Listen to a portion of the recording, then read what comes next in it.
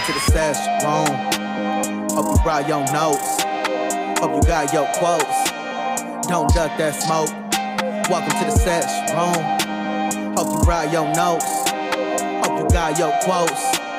Don't duck that smoke. And we're back in the Sesh'room.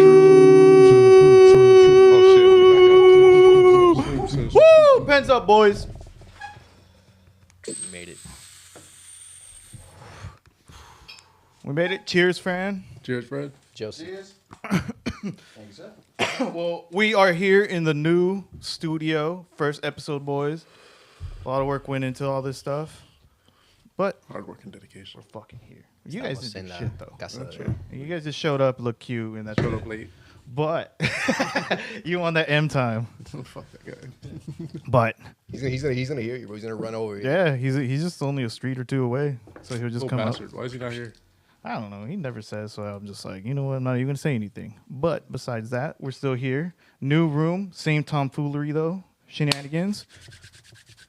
Your boy, the host, the longest reigning fantasy football champion, The host with the most. the Boppy of the Sesh'room, your broda, Yuri.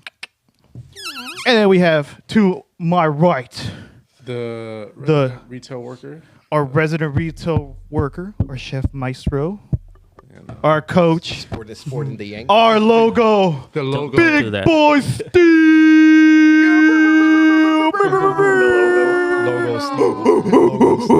You don't know how many times I've had to explain to people that the logo is technically not me. It's just all of us put together. Every time they're like, "Oh my God, you're the face of the thing." I'm like, Yeah. "No." Like it's everybody's face No. put together, and there's like, Rock it now. You gotta rock it now. I Like, mean, for- I like when I wear the shirt, it's definitely like, "Oh, it's my own shit." But yeah.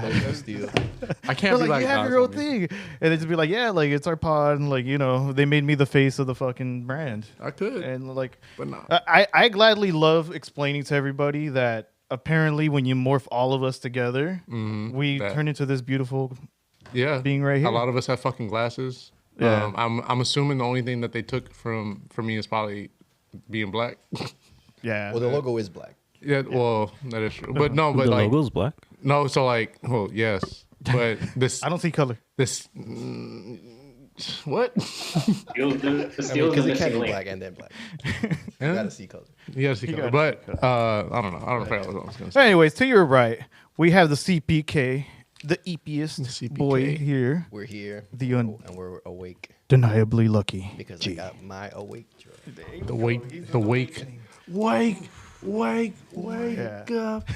What up? What up? Glad to be back. Glad to be back. Have you ever been to California Pizza Kitchen? I have, California Pizza Kitchen? but it wouldn't be my first place to go for pizza. The Chipotle chicken pizza is actually pretty fire. You would get that over there, huh? Yes, it was my go-to. Uh-huh. I ordered a pizza with no cheese over there. That shit was terrible. I still can't do pizza without cheese, man. I can't do it. I can't imagine that you do that. No, I For had to, health reasons, but also you don't like it. I don't like cheese. I know. Yeah, but I'm saying like I can't. Like now I can't. Like that shit was a terrible experience. I would never, ever say eat a pizza with no cheese. But Barbecue sauce though. it was, I've seen some. it was a. But no, it was a bar. It was a barbecue shrimp chicken pizza, or that shit with no cheese. You don't mix. You Yeah, don't- that's what you you don't fucked mix up. seafood and Yeah. You don't. I'm like, is Well, it's the called is, surf and turf. is cheese was really kinda- the problem there? No, Yeah, okay, yeah. maybe the fact that I got the barbecue, so like, and then the everything sounds- together. it But sounds like Did you make that pizza? Like, did no, you I build got it. that? I got it from California Pizza Kitchen. It will. Did they say anything about like you want no cheese on that? No, well, because I was a kid and I already knew I did not like cheese. So this is my opportunity to order a pizza with no cheese instead of like getting a fucking pizza and then having to like take the cheese off. Damn. What I used to do. So you just eat bread and sauce and salt. And whatever the toppings were. And it's ranch, man. Ranch. I did have Wrap up ranch. I had ranch. intros Anyway, here. yeah. Joe, I didn't write a proper on-air fucking intro for you because that should be Gandara. First and foremost. But he's Bastard. not here. So I wrote one for him. I didn't write one for you. I wrote the behind the scenes one for you. I was like the tech boy, the voice only, because he's too sexy to be on the air. But let's put him out there. I He's gotta out- make an appearance every now and then. The Bachelor, the Mocula, the Goon himself. the voice? The Goonzilla. Face. Hello, I am Joe. Thank you for having me. Shit. Mike. What a way to introduce yourself, man. Pretty much. Give us your Godzilla roar. No, come on, you gotta do it. You gotta do it. Come on, do it. All right. All right. Well, since I'm on the spot right now, it's not going to be the best, but I'll do the best I can. That shit. We'll take that. That was Get him off whack. the stick. Get back. My Wookiee Hey, we're impressions are swapping. better. We're swapping seats, Joe. Sound like an engine revving. Okay, the Chewbacca one is legit. I'll Yeah, the Chewbacca was there. That's not what the Godzilla people ones asked were. for. Thank you. Yeah. And we have our man on the screen, our reigning fantasy champion, the man from the other side of the coast, Fran Pizzle. Fran P24. The guns are out. Flex. What's up, everybody? Yo, show It's that 90 degrees over here in New York City. You guys are looking beautiful in the new studio. Even though I lost you guys on the cam, I saw you guys earlier. Oh, damn. We were just on the wrong Wi-Fi.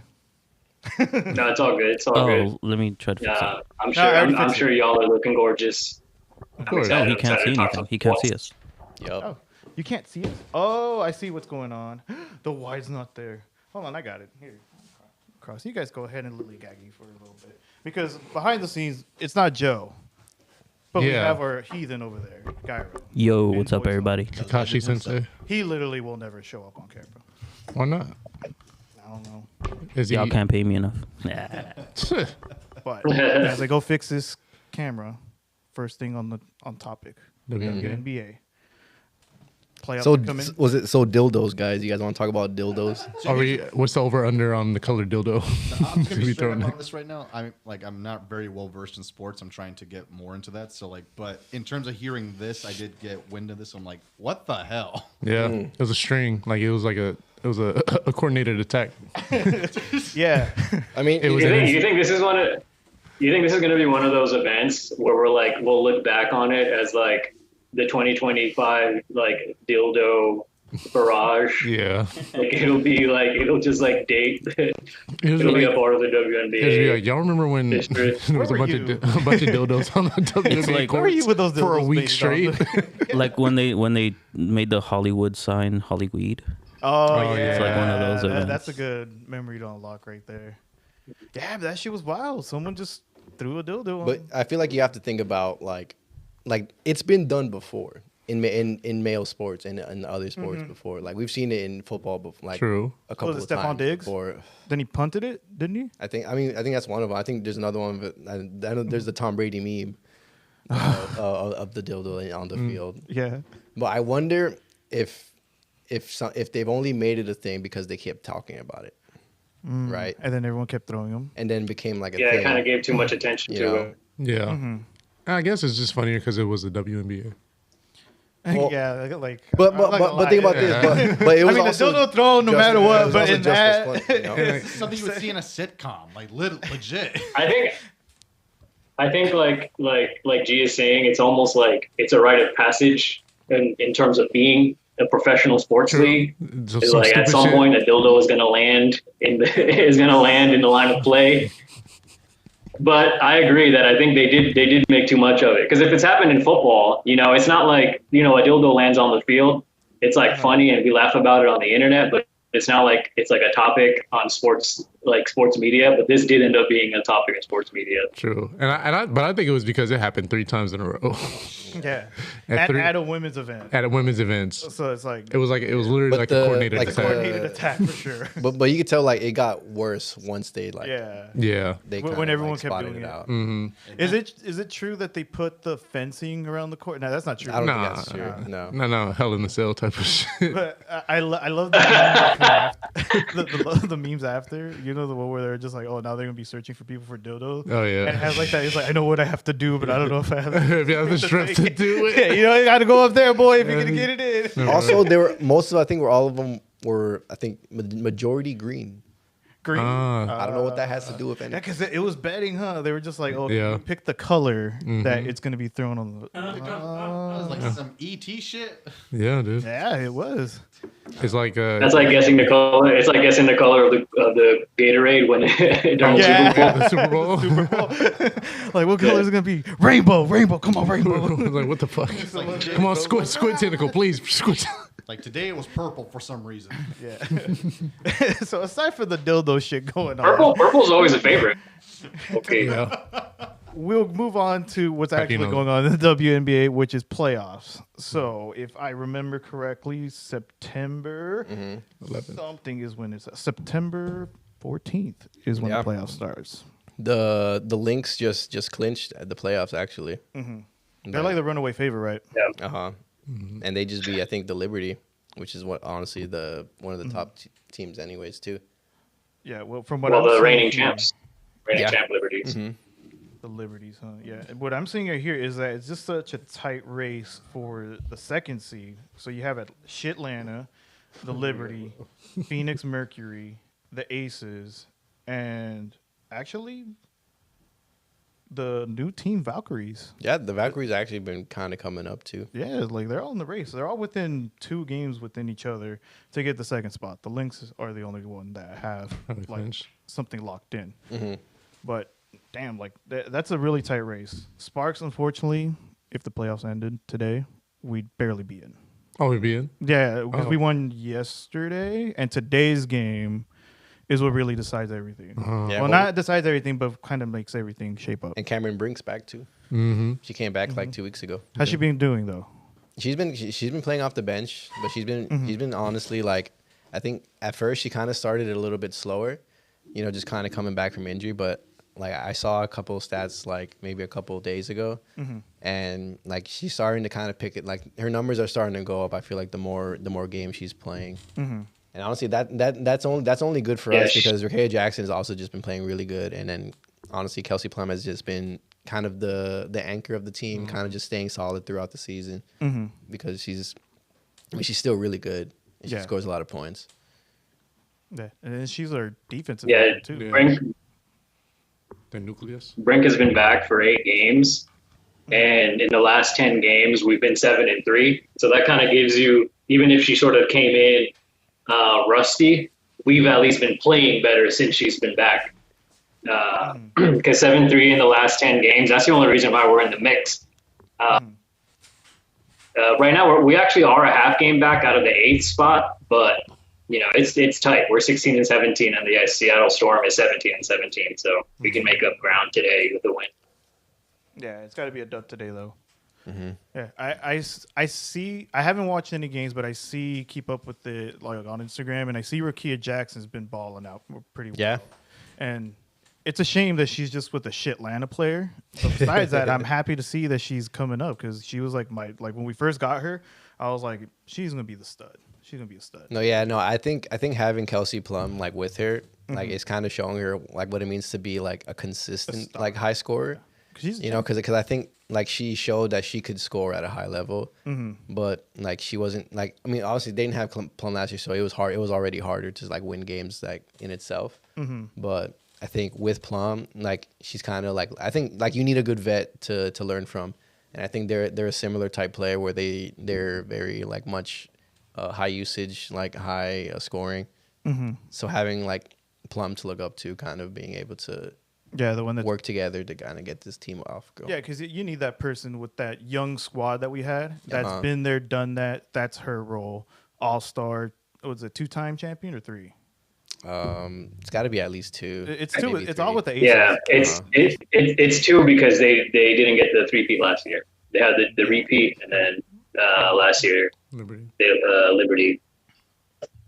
You have that with the young squad that they have, which is Brink, Rakaya Jackson, They have Dearica Hamby.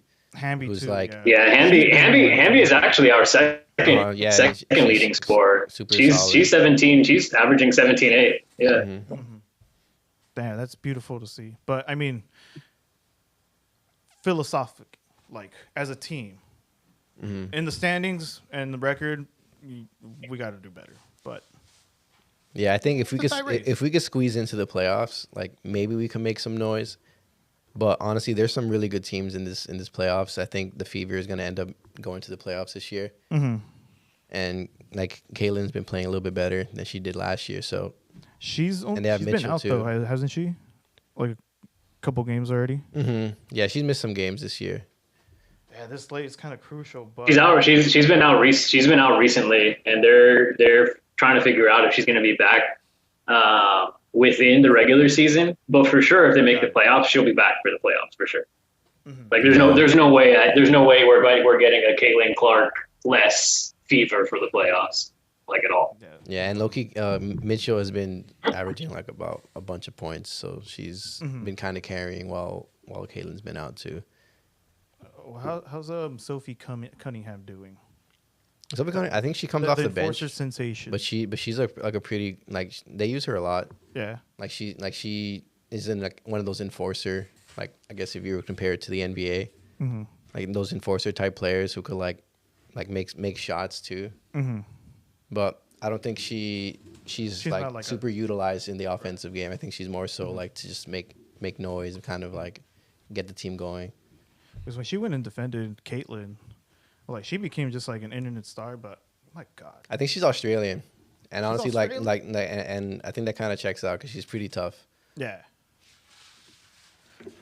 Right now, the Fever and the Sun are playing. Fever in the sun. The Sun. Yeah. the Sun are Yeah, actually I spanking got her. that going on the side. Yeah, the Sun's kind of tapping right now. She. And it's because the But the Sun are a good team too. The Suns are a lot of rebounds. Suns are ass. Like, those The- are the- like 6 wins. The Suns are booty this year. They were good last year when they had DeWanna Bonner. No, they were good last year. When they had DeWanna Bonner, they were good. But when they lost her, but honestly, it's because they still haven't found a use for Adota and Edwards, which are like two UConn players that they got. I feel like Odoto's been there for a while, and they have Mabry, and Mabry's solid, but I feel like that team doesn't have a star. Like Tina Charles has been in the league for like a long time. But they got to find out what they could do with Edwards and Adota. Yeah, because that. Yeah, they gotta make sure they develop Edwards better, because I think right now she's she's only played 3 games, about 15 minutes a game, and she's averaging 4.7. So has she been out most of this year, Aaliyah Edwards?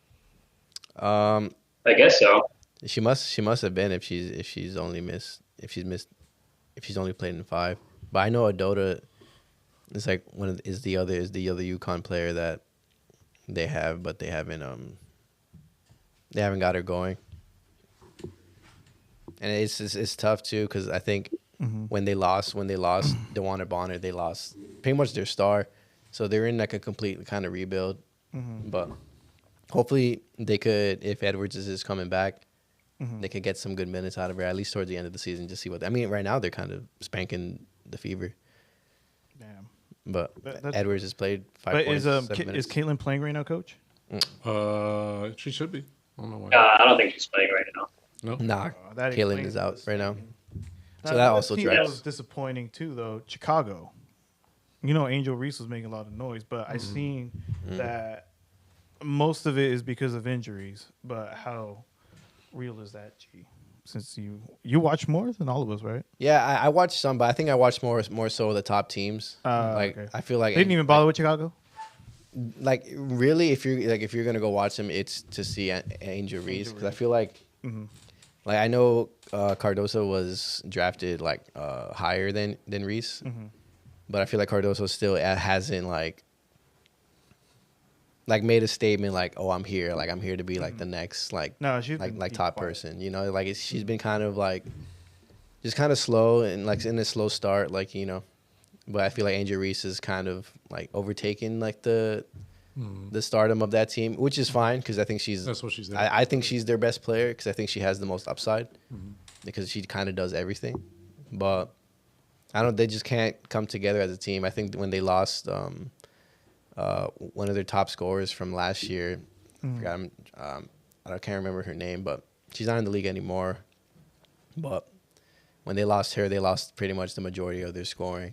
Because, I mean, you would have to suspect, like, if Angel Reese is doing all the rebounding and all the, you know, passing, like, you know, she needs more help on the scoring, because she can't do everything yet, you know. Like, she's like, she could show that she could do it, but she's not, like, doing it where she could like elevate others and like win games. You know, right now it's like kind of like she's kind of like in a Wizards team, and she's kind of just I mean, she's outplaying her teammates, and I think that's good for her.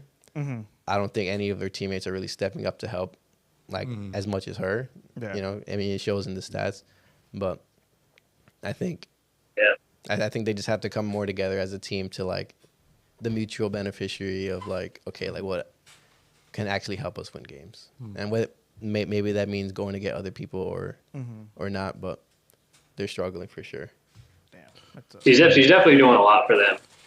She's leading them in minutes, she's leading them in points, and she's leading them in rebounds. So it's kind of like it's one of those situations where you can't really ask much more from her, at least from Angel Reese. Oh, it was for that team. Kennedy Carter. Kennedy Carter was on that team last year, and she was their leading scorer. Yeah, she's averaging like 14. But now I don't think she's in the league right now. Damn. Well, that's unfortunate because there was a lot of hype on that team. Because when they had Candace Parker, when they won, right? They won a chip, and then now with all this young talent, you would think that's the next wave to take over, and it's just not working out that way. But yeah, we hope. I mean, and it's crazy because they have Van Lith too, but I actually don't think they're using Van Lith as much. But I don't know if that's more so like she just hasn't shown that like she could compete. But I feel like if you're not winning games, you might as well try to use all the talent you have. Yeah. And I feel like she was a top player in college, and I feel like they're barely using her. And I feel like maybe there's something there, but they don't really have anybody. Their best player on like in terms of like draft pick should be kind of Cardozo, but like I said, like Cardozo hasn't really solidified her her spot of like one, or this is my team, or like one like I'm one of the top players in the league. Not like how you said, like I'm here. Yeah, like I'm here, like. And I'm gonna dominate. Like as the pick before Angel Reese, I hear more about Angel Reese than I do Cardoso. And I know Gandara was very, very hot for her, and I just haven't heard shit. So I'm like, all right, well, I don't think it's working out.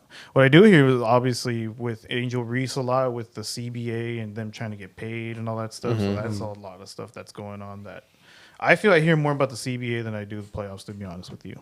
Yeah, I mean, honestly, I wish I knew like more about business to know about all the numbers and stuff. But to me, it's like whatever makes the game more exciting is probably going to be the route you want to take to get more money, you know? Because like you have to be able to sell. Because that's the name of the game, you know? Like if it was just, you know, basketball just for the fun of it, you know, like you wouldn't be getting paid at all, you know? Right. And like this is considered like the top of the like scale level of like that sport of women's basketball, you know. So it's like, okay, like how can we make this more entertaining so people come watch us, you know? And honestly, like they are getting more teams. So to me, it's like maybe it's not as quick of a jump as they want, but slow increments is still like increments, you know. So it's like fuck it, like keep keep fighting for it, keep taking what they give you, and like keep going. Like, I'm not the biggest business person, but I've seen a few numbers here. The thing with me, with like as a player, that would get me is I see the television deal for like 1.1 billion, and I'm like, yeah, how are we getting paid this little with just that money with alone? That much money with the exposure that women's basketball is getting now. I'm just like, okay, maybe you guys don't make as much day to day as the NBA, like attendance wise and all that stuff. Fine, but when you're a player and you see 1.1 billion. Don't you want a little piece of that, Joe? Yeah, you would. Yeah, because 1.1 billion, right? Yeah, billion. Like you're not asking for like millions and or you are asking for millions and millions, but it shouldn't be that low. Like we're like what? Angel Reese is. She said it one time that. Well, let's put it like this: how many millions are in 1 billion? This is easy there's a shit ton. There's 1,000. So. Are there that many players in the WNBA? No. That like tells you all that you need to know. I feel like, you know, like if you make $1 billion deal, 20 billion. Yeah, I mean, but like I feel like at the end of the day, like it comes to like the mentality of the worker and the owner mentality. You know, it's like no matter what, like you're always gonna want as much money as the owner because you feel like you do more.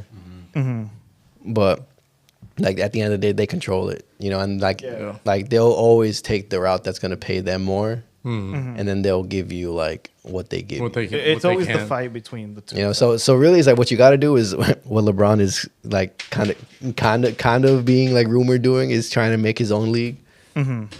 Oh, really? And I don't know if that would be like different, At the end of the day, you just gotta be careful. where it's like a player being like like a player run league. I don't know. Yeah.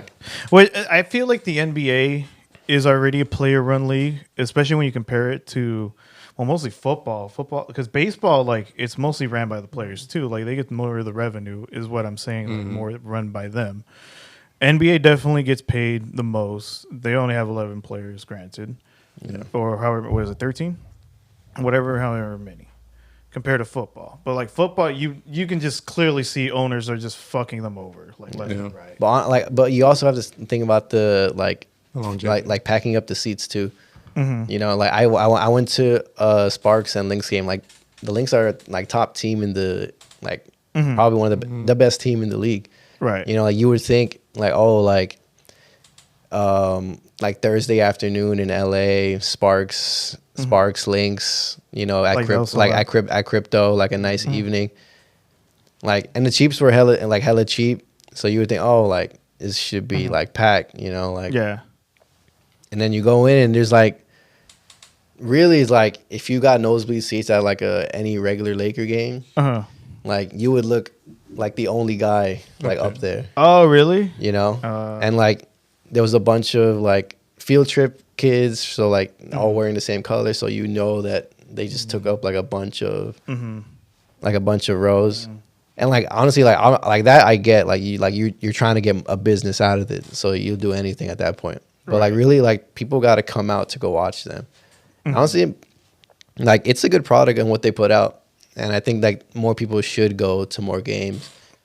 But I do think it is harder, especially with all these like pushes for like streaming and all that. So because I think a lot of people are just staying at home in general. Yeah, and I think that's affecting like a lot of facets of sport. I think the male side, since they've been already established for so long before streaming, so it's like they kind of already built like a core of people who still go. It's like a nostalgia, like that could maybe die out one day, but for now it's like it's maybe losing, but it's not losing as much as it would for like a smaller like branch, like a WNBA. Yeah, it's a really crazy situation, like when you go behind the scenes of everything, because they ultimately say like don't bite the hand that feeds you, but in this situation too, it's also, but make sure that same hand doesn't smack you either. Or make sure that the hand doesn't like rot at the wrist and fall off, and then now nobody gets paid.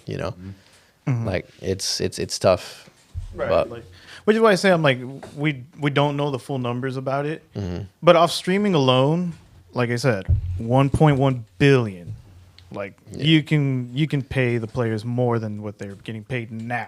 Yeah, which we'll see how it goes, but hopefully everyone just gets paid. That's what we all want to see. At the end of the day, it's just like all I really want is to watch good basketball. Right. So, like, if they get paid, like, cool. If they don't, like, I'm not gonna stop you for fighting for it. Like. Like if I think you're like cool and entertaining, I'm gonna watch as much like WNBA as I can. Like, I love that you watch so much of it, like more than all of us. Yeah, I mean, like at this point they have a bunch of stars, and like I think like even if you watch a game that doesn't seem like two like lower standing teams, I'll still turn on the TV to watch like a Paige Beckers. I mean, I'm a little bit UConn biased, but. Like I'll watch Paige Beckers like all day, But that's cool. Yeah, with the playoffs gearing up, we'll see how they keep going. We'll monitor it and all that. Another thing we're monitoring right now is baseball, like with all that playoffs coming up too, right? Yep, one more month. One more month. A month and a half. But. A month and a half, and our Dodgers are looking bad. Well, no, we're not bad. Last two games. The last two games we've been spanking, but we get tore up against the Angels. Yeah. We lost a couple series before that too, but I don't know. It's always a nice little ass whooping against the Padres that'll get our blood going. I think we'll be all right.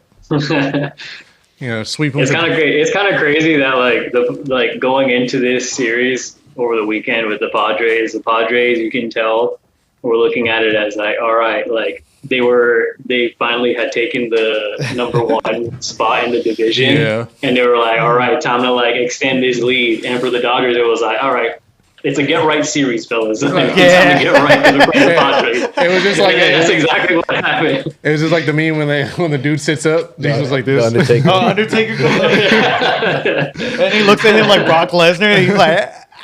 I mean, that's honestly really true because the Dodgers were kind of looking like it was looking pretty bleak out there. It was. Oh, it was. Yeah. But then, no, for real, you sat up on the chair as soon as you saw San Diego pop up. It's like this. Yeah. Like, oh, I know. The gamer one friend. It's like the Dodgers were like, all right, let me stop. Let me stop fucking around. For real. Yeah. But it did feel like that, huh? Yeah, all of a sudden they're like, oh, they're getting really bold, huh? Yeah, they're like, Dodger you know fan. what? Let's put this shit to bed. Let's get our division now. See, the only Padre fan I know of on my Instagram is Dirty Dom. So he's like, when I see him post shit, I'm like, And then when we won, I was just like, that's right, bitch. Fucking the people that talk the three teams that talk the most are the Yankees, the Padres, and the fucking I think it's the Giants for the most part. Yeah, the Giants. The fans that talk the most shit whenever they beat. No, the Angel fans. Fans talk a lot of shit when they beat the Dodgers. Dude, like it's a World Series. Remember Tommy? He had a field day. Yeah, I was I like, fucking couldn't stand that guy talking about goddamn Angels. I can't either. The Angels. Yeah, but yeah, it was looking bad that series. But this one we finally came out established. But the thing is to continue it going. I feel like it's still pitching our worst thing, and We're still dealing with all with agree to that. With the inconsistencies there. But anything else that you think? Because offensively, I feel like we're too up and down right now. I feel like we have days when we're hot, when we score like 8-9 runs, and then days when we score one. And I'm like, we should probably. Don't you feel with like the star power that we have, like it should be more, right? No, yeah, obviously, but like we're just like they'll show a playoff. No, yeah. Like I'm not really worried about us getting into the playoffs. Like no matter what way we're gonna get into it, we're gonna get into the playoffs. Right. Yeah. Whether it be the division or a wild card, I think that's what it's called in here. Yeah, it is. And I think we always have a chance to make noise, especially because with all the stars that we have, especially once the pitching gets pretty solid. I feel like we're getting healthier though, as far as pitching goes. Kershaw's been nice for you guys. Kershaw's been good. Blake Snell is back. Tyler Glasnow's been really good. Dude, Blake Snell yesterday was like, he was fucking what? Yeah, that was nasty. Yeah, he had all the movement back in his balls. Pause. Hey yo. No, I actually think that the Dodgers are fine. Their only weakness is their bullpen. The way that when I look at the Dodgers, is like Tanner Scott going down, but he was already kind of like playing cheeks before he went down. Bless it. And then and then kind of like what you guys are left off with is like Yates. Yates. Is it Trimian? Like Trimian, I think. Bezia. Banda's been playing better. Banda's been playing all right. Yeah. But I can only get so much. It's like you guys have like a closer committee. You guys don't really have we're closer by committee, and that's what we've been doing for. Like that's the only thing that might bite you. But besides that, you guys are still the Dodgers, like current empire of the league right now. Yeah, I think our strategy is to get runs in that first seven innings, like get us a good starting pitcher, and then that offense to score on. But because I feel like you guys got it starting. I feel like rotation wise, you guys got it. Like, especially if it's a five-man rotation, yeah, we're good. Yeah, like Yamamoto also is like one of the ERA leaders of the league right now too. So he's been a little up and down, but I'm not too worried about it, because he showed up in the playoffs last year as a rookie. Rookie. Sasaki's coming back soon. even though he's getting rocked in minors. Yeah, he's getting beat up. Yeah, he was getting rocked. I would honestly, I would not. I wouldn't put him wait. back up to play him as a starter. It's still like his rookie year. Maybe I would give him some innings out of the pen if anything, because that's what you guys need help with anyways. That's true, but who knows how that guy's gonna play? Coming out of the like into the fourth inning of a game that's already like not decided, but there's been like two. It says 2 runner on base and shit like that. It takes him a while to warm up. Mm-hmm. So I feel like him going out there. You can pair him with Shohei. If Shohei's not going more than 4, whenever there's a Shohei start, Yeah, that could be true, but I don't. He hasn't shown enough yet to. I think overall it wouldn't like. Yeah. But how has Ohtani's been pitching wise? he's been good. He's been doing better. Yeah, he's been 'Cause I doing- know in the beginning, obviously, Yeah, it's so long. Like, what do you yeah. expect? I feel they're getting him more innings. I think last time he pitched 4 4 innings. And then- after that, like how Fran said, we rotate the closers until like we get us home. Yeah, I think his ramp up has been pretty good. He's showing a lot. His ball is like just moving a lot again. His speed is there though. He threw like 101. Yeah, That's so fast. What's the average in pitching though? right now I think it's like 9. Like, are you talking about like a fastball? It depends on what. Like I think Overall, the average fastball is probably like 96, 97 now. 96, 97? Yeah, I was gonna say average fastball is like 96. Yeah. But the amount of people that can throw 100 is like pretty crazy. Like low? No, it's high. Like the number is like high. how many people could do it? Yeah. Like really high. Home 101 and all that. Because like, all right, so like Every year is like a new record for like the amount of pitches I can hit 100. It's just like it's just talent getting stronger, bigger, faster every year, which is happening in all sports. Technically. So when you change the pitch, obviously the speed is affected, right? Like obviously a curveball is much less slower. Yeah, right? slower. Like, all right, so what's the average on that? Probably it'll range between. It depends on the curveball, but it'll range from like 75 to 85 in that little sweet spot. Yeah. Like that's a whole Because it can be like a slurve. There's slurs that are a lot slower and they go at a different angle that you throw out of a slider grip. Usually sliders are faster balls you throw anyway. But it could range. Like it's real, but it's really in between that. There's some people who throw a fucking curveball that's 65 or 69. It's like those slow ass breaking. Like Greinke used to throw shit like that. So that one is. So with those, it's just more about the execution of the pitch, right, than speed. Yeah, off speeds. That's my baseball noob question of the day. So, All right. beautiful. And it's pitching. I love it. Yeah. But How are the Yanks doing? I know you guys are not pretty happy.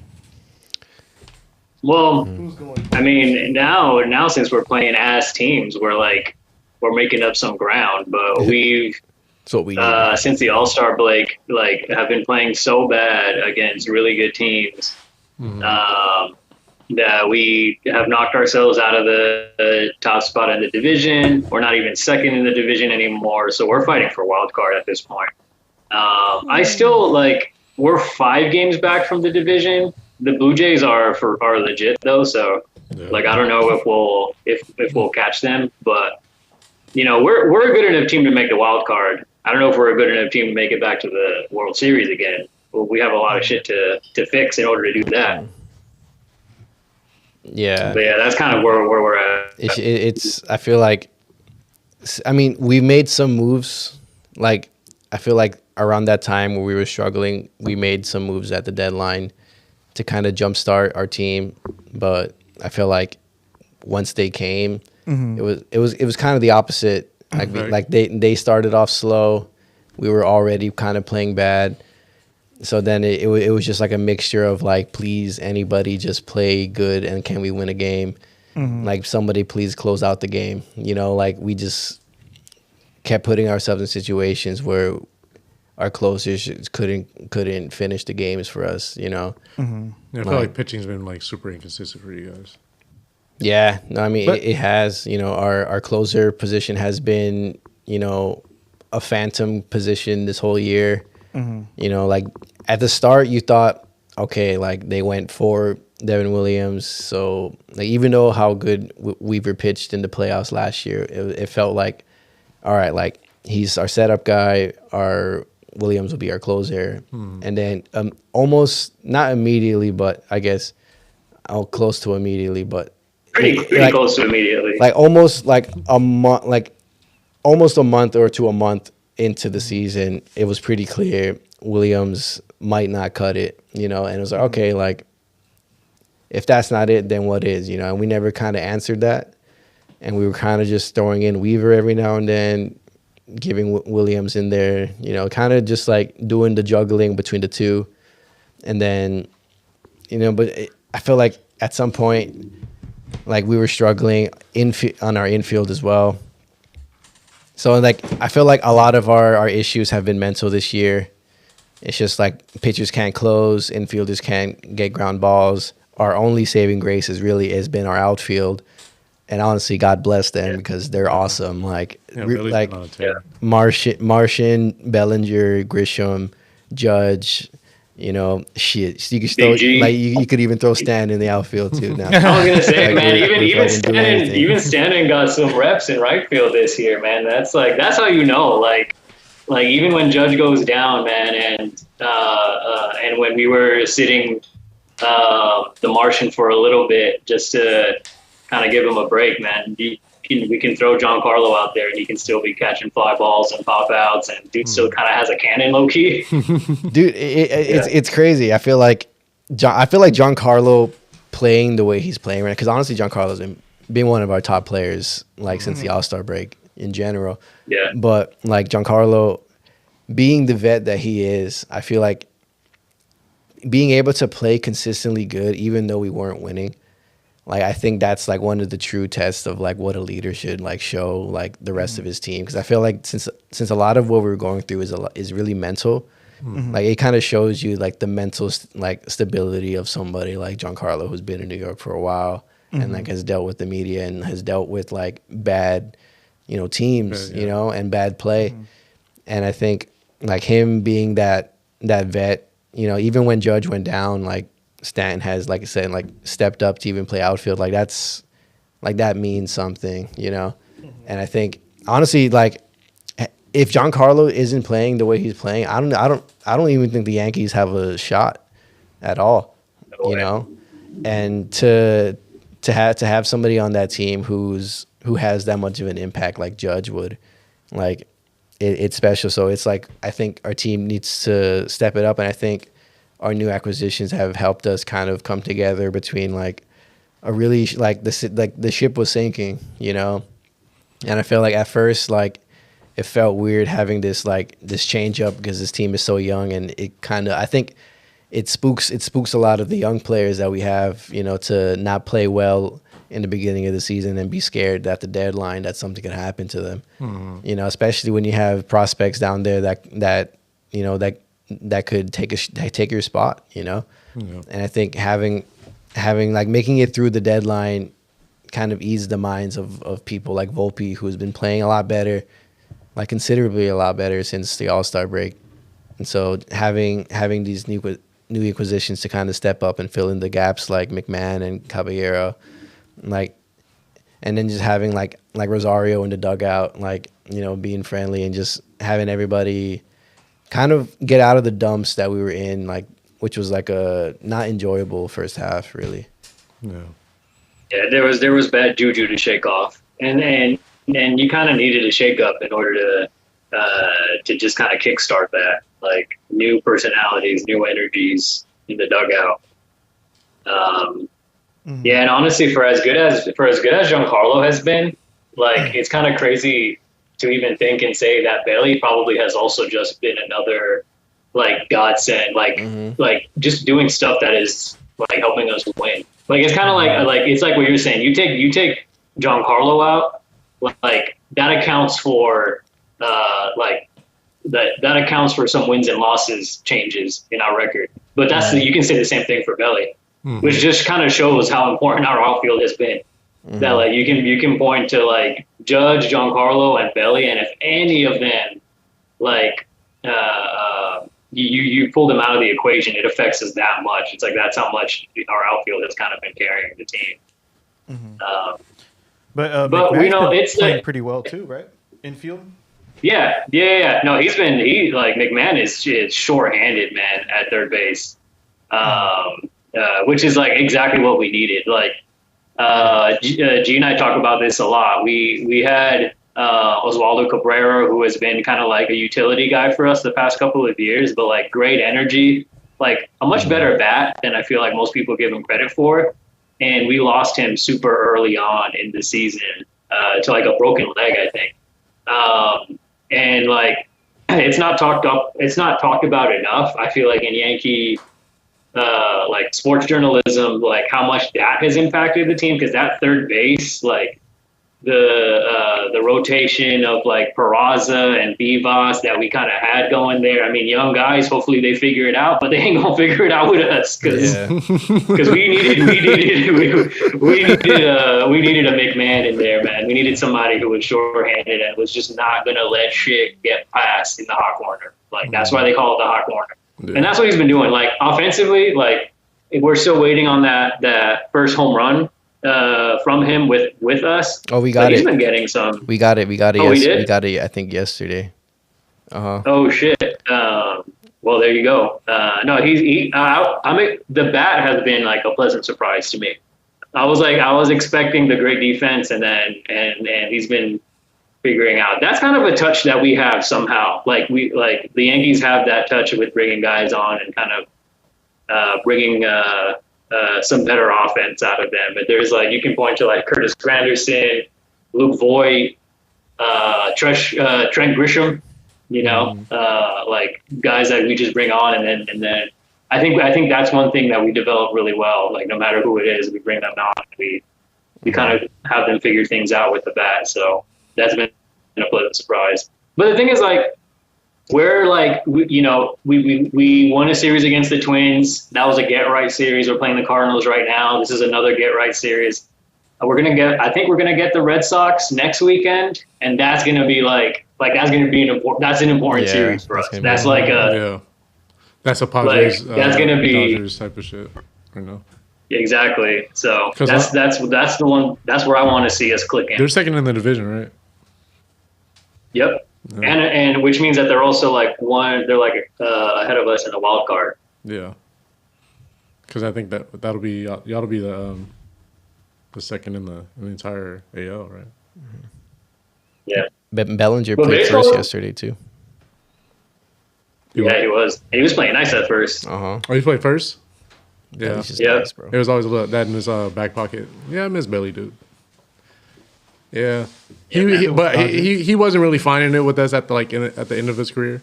He was losing it, but I like that he found it. Yeah, he switched his stance. I was seeing some breakdowns on like what he did to kind of cut down the strikeouts. Mm.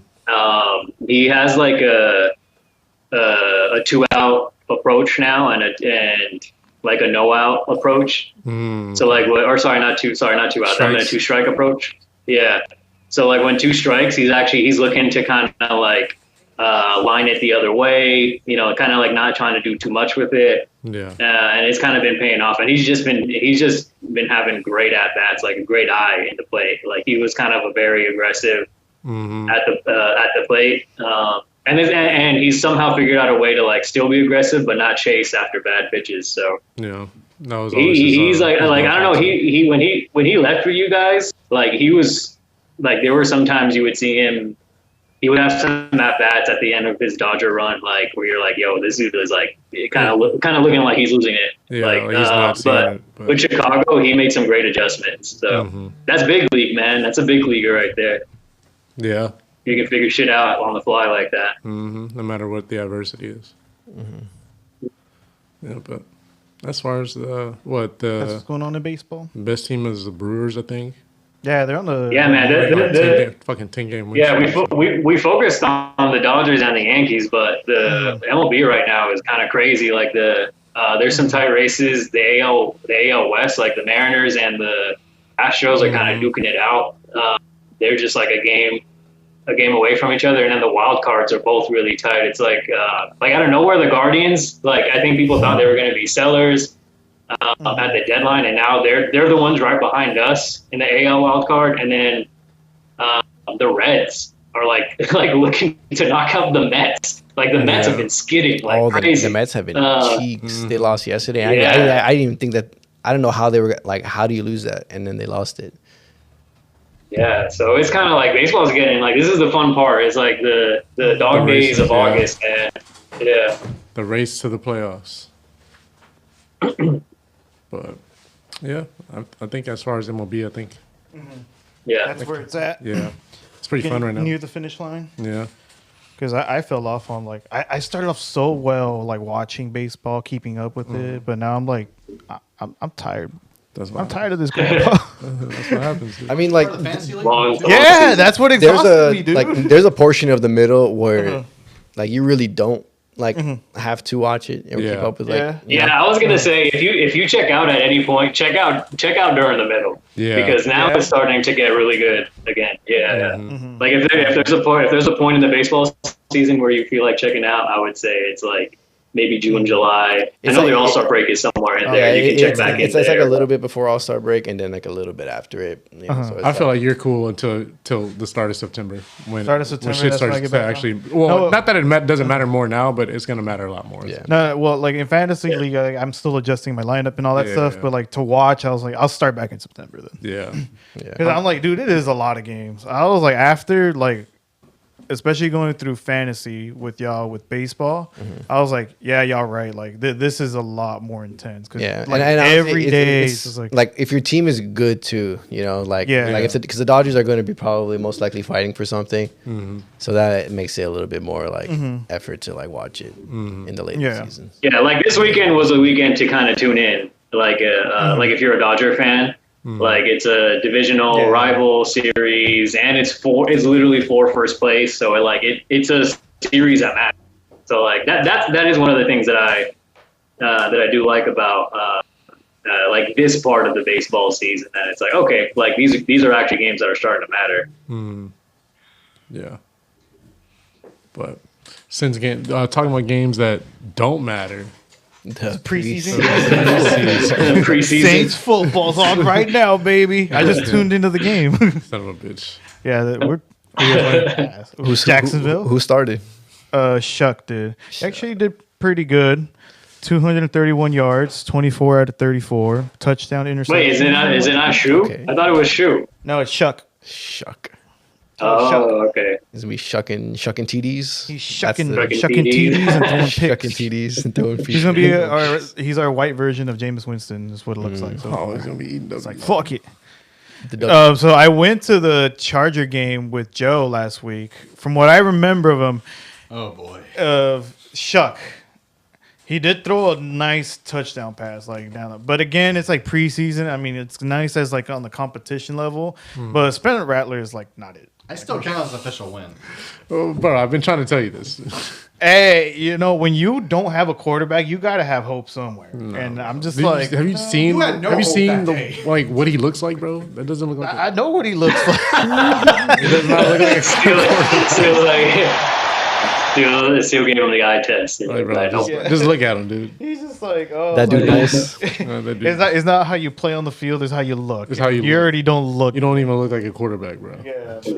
Where's the swagger? Yeah, we need the swagger. Bro. He fooled us, but last year was just a big fuck dumpster fire. This year is too, because the hunt for Manny.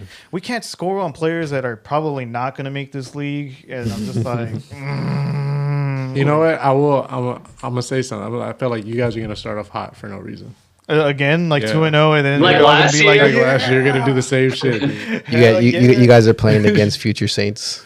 Dude, so when we finished the game, I bought like the flag that I put up on my front house, and I waved that bitch. And apparently, he's waving like Braveheart. Yeah, like Braveheart. Like instead of freedom, I was like, "We're gonna suck." Yeah. I was trying to encourage him though. I was like, "Oh hell no, Joe! It's time to sell, bro." Man.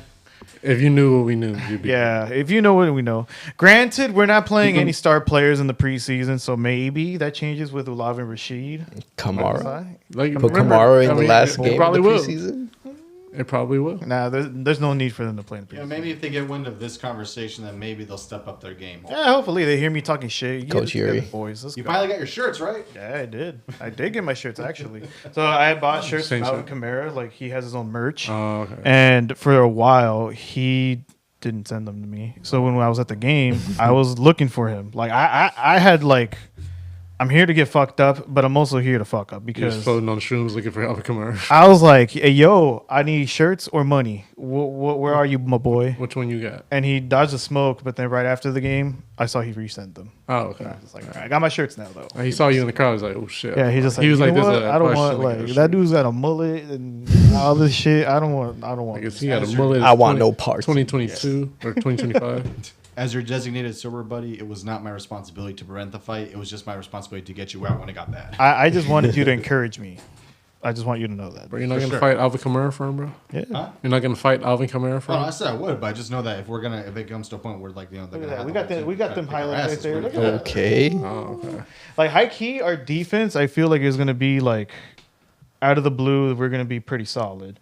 But the question, like as we break down our teams, I also wanted to ask each one of you if you guys had like a hidden gem player that no one's talking about that you're hyped for. And mine is there's Danny Stutzman. I forget what college he went to, but I think we drafted him in the 5th round. What is he? And Linebacker? he's a linebacker. Okay. And I'm like, oh, if I feel like he's gonna pop off. Like he's like one of the radar. Yeah, no one flashes. talks. Yeah, I see it. But what are you guys thinking about with the Steelers and their progress going forward? I definitely think that our second year receiver that was down, he was our 3rd round pick last year, Roman Wilson. Yeah, He's had like a handful of chunk plays. Like I think he's had like four catches already of like 25 plus yards. So I think he's actually been showing out a lot more than I thought he would. Granted, it's just like it's like 2 big chunk plays like a game, but he's still putting that in stadium. Putting that tape out there and showing that he can do that, and he's a really good hands catcher. but Aaron Rodgers hasn't played, right? No, he hasn't played. Like, so you guys haven't seen He might play a series in like next game. or 2, yeah, and the next one maybe. I think next week's like when everyone like finally is like, Yeah. all right, let's let him get like a series or 2. Yeah, usually the second one is To put kinda, on the uni? the tune-up a little bit, but it doesn't matter the order. It's either 2 or 3. Which ones are you Yeah. gonna play your starters in?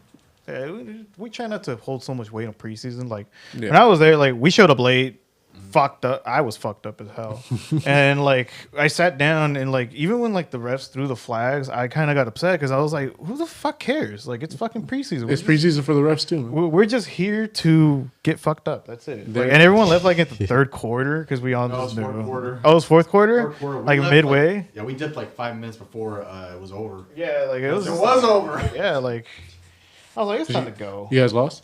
Oh yeah, we lost. Yeah. It don't look good in preseason. Yeah. But I hope that does happen though. First 2 weeks for us, magical. Straight Like, magic. we put 40 bombs on everybody, and our defense is top 10, and we're all like, "We're go. You don't want to see us in the playoffs." Who that? Who that? The crazy. I get Honestly, another they- tattoo. I get Alvin Kamara on my back, and it's right there. They had last year. They had me fooled those first 2 Yeah. games, and I was like, oh, smashing teams. yeah, That I was was- like, that yo, this was- is like one of the best teams in the league. It's because it exposed our depth. So once our starters went down, you just knew like it was all fucked from there because we lost all our O line. Like we don't have anybody. But this year we have nothing but 1st round picks and 2nd round picks throughout our O line. So I'm like, it better live up because we passed up on a bunch of quarterbacks for O linemen, but now You, we're you here. guys are protecting for Arch. We You gotta guys are protect- drafting for Arch, is what it is. You guys are drafting his to protect his him protection next right year. now. Hey, I became a bigger fan once Omar like sent that the A ball. The Venmo. Oh, the Venmo. for Za. I was just like, hey, you know what? That's my quarterback right there. Not that I could fight for.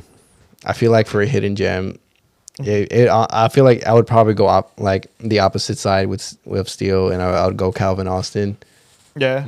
Just because like I think with Aaron Rodgers on this team, and honestly, it's like Metcalf, and then it's like 2 slots really. Yeah. So like I think our slot receivers are like I feel like our intentions are to get Rodgers as less like get hit as less as possible.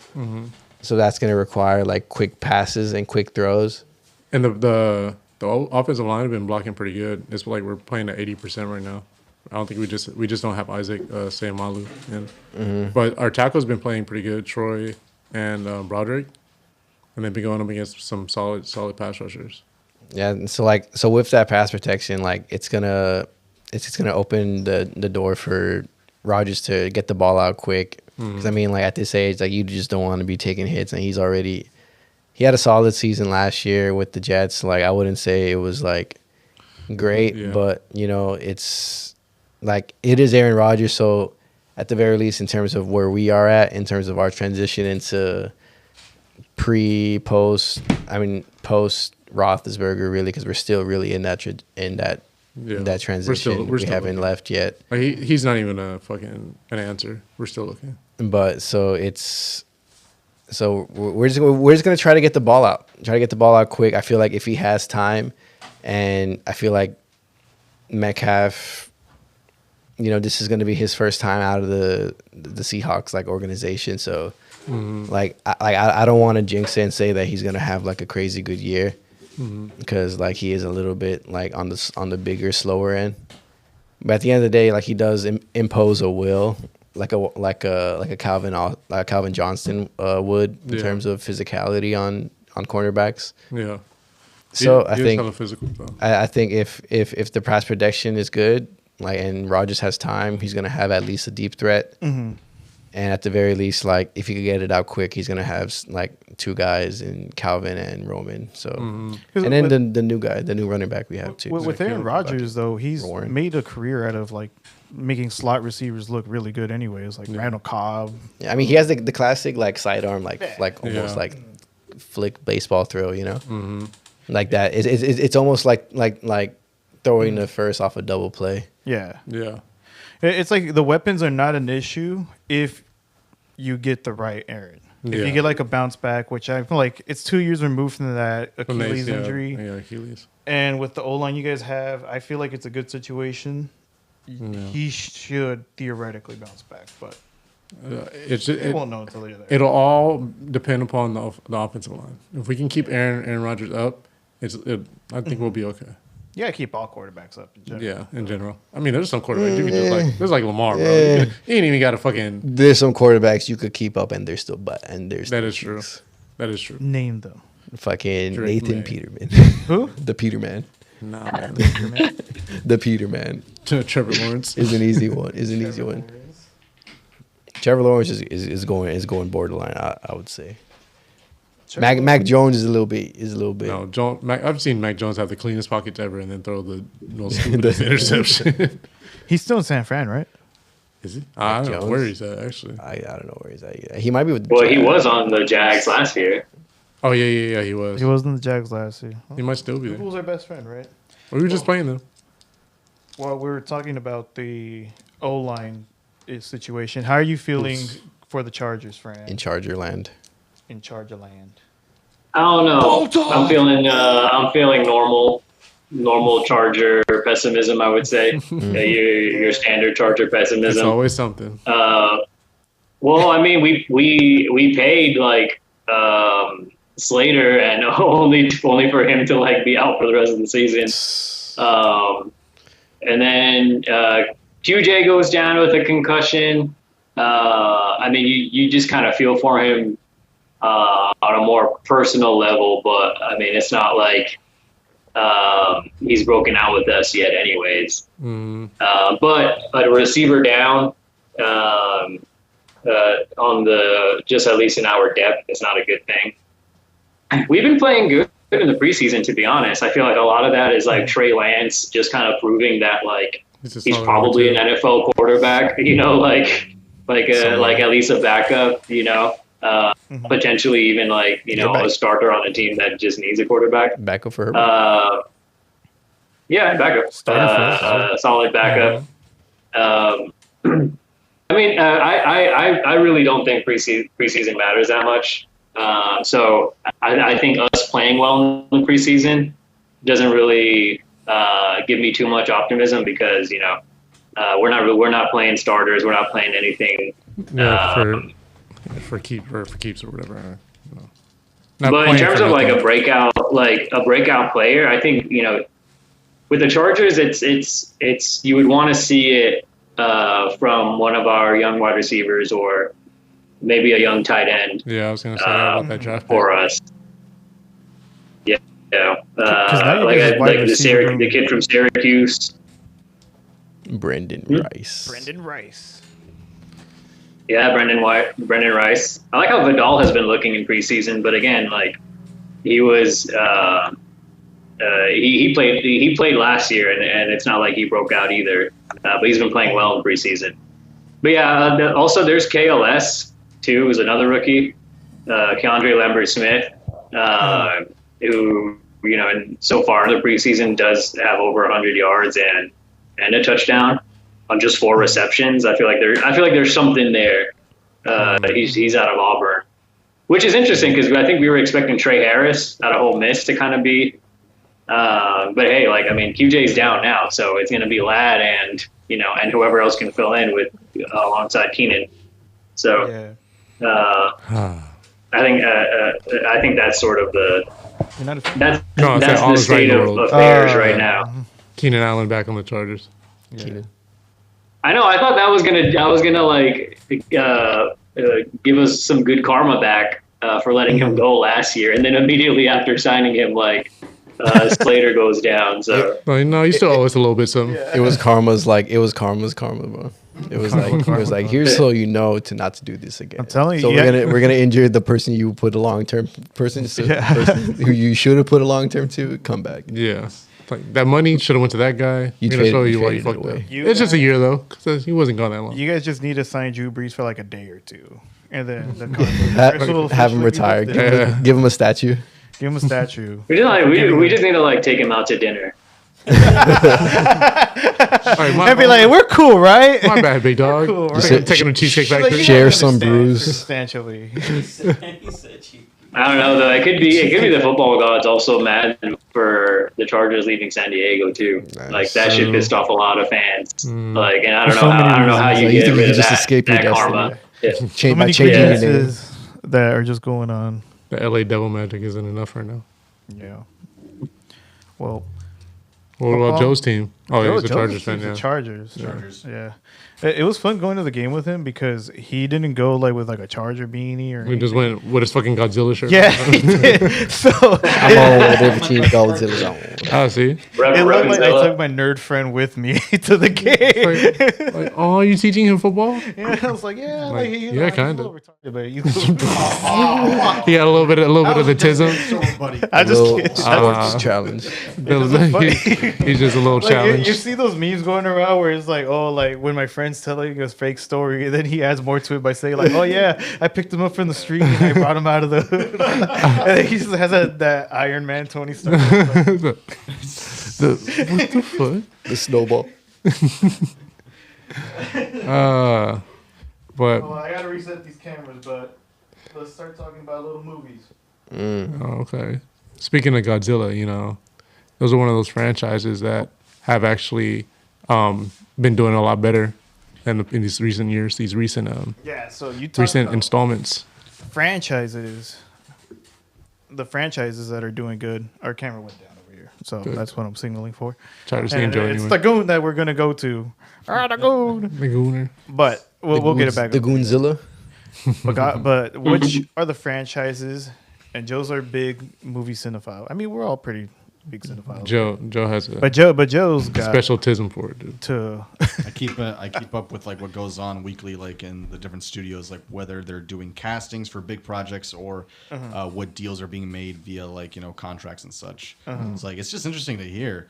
And so I actually for Godzilla in particular, Toho, the company that owns him, this is the biggest Godzilla has ever been for them. And in terms of what they're going to do now, check this out. There was actually a point where Godzilla was not deemed popular back then. Yeah. It was around the early 2000s where popularity started dying down for him, and it got to a point where if you were a fan of Godzilla, they're like, "Oh, so you're kind of sad and lonely, aren't you?" It's like, "Oh, what the fuck?" Yeah, it was that kind of reputation.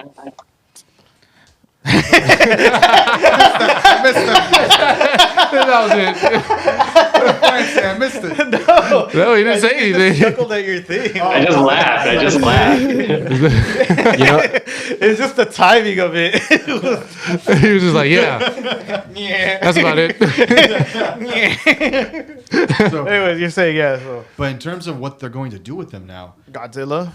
they're going to like invest more than they ever have. Mm-hmm. They're getting to a point now where they're essentially gonna be having Godzilla go global. So because of the success of -1, now popularity is through the roof. They recently released a trailer for South Korea of Godzilla like marching through South Korea like in their famous landmarks, and people are like, "What is this? What's this all about?" So apparently, what I'm hearing is the word on the street is like Toho will essentially be giving other countries and such their own Godzilla movies potentially. Huh. So yeah, like you got MonsterVerse for the U.S. and then South Korea. I heard they might get their own Godzilla as well, and then not just that, but you have them investing in video games as well. So more console games for that, which we've been wanting in the fan base. And then I'm also getting word that they have this ride called Godzilla. The Great Clash, I believe it's called, and it's where it's -1 versus Mecha Godzilla -1, and you're caught in the battle as they just throw down. There's a Mecha Godzilla -1? They made it just for this ride. Oh, okay. The same director who did -1, Yeah. he directed this ride. Okay. go ahead. That's Huh. Yeah. That's actually pretty But I'm hearing for this, they're trying to like not just keep it like in one area. They're trying to have the ride go global as well. So we might even get it over here in the U.S. But what amusement park is it? Is it attached They haven't to? said yet. Oh. But they just said that Probably be Universal though, right? Yeah. That makes the most sense. either Universal or possibly, this might sound weird, but maybe Six Flags, just because Warner Brothers distributes the movies. That's why. But Six Flags is going down. Yeah, the in a dumps. couple years, yeah. Wait, is what? Like they don't own the land there, so they're leasing, Oh. but they don't want to renew, and that's like been like they might shut down. Oh, Yeah. damn. It's a whole cha-cha. That's a tragedy. Well, Yeah. we could probably add that to. But low key, I think the mouse would buy Godzilla too. Damn, that's You don't crazy. want That'd that, be but- crazy, bro. Godzilla Land in Disneyland. Imagine As Put that shit long in as California they don't- Disney. Joe gets to go down the throat of the beast, and he's Oh, like, shit. "I've never been happier." Be like, yeah, like the ride, you get to go down the log jammer, but you're like, inside his mouth, so like, woo! Out his mouth. It's like a blue light at the In his Uh-huh. bottom. mouth, out his ass. Best ride ever. So we bring up this big franchise because it's up on the up, right? And Yes. then we see a bunch of other ones that are failing. Yes. So like Star Wars. Well, what are the Jurassic Park. I wrote down Jurassic Park. Star Granted, Wars. Jurassic Park is still pumping out movies, but the movies aren't They're good. still making, But they're money. not as Yeah. Yeah. Even though they're successful in the box office, it's the fan reception, the critiques where they're like, yo, this isn't up to par. And Rebirth was fun. I thought it was well directed by Gareth Edwards, and like in terms of like the dinosaur action, it was spectacular. It was great.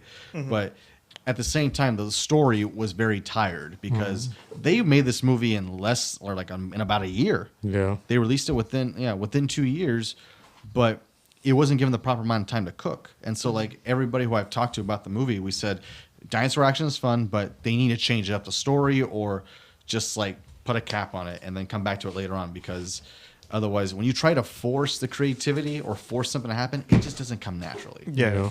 And so like that's one franchise that will continue to suffer if they continue to do as they are, because what we've already seen, the previous trilogy, Jurassic World was solid. That was fun. Yeah. It was a fun ride.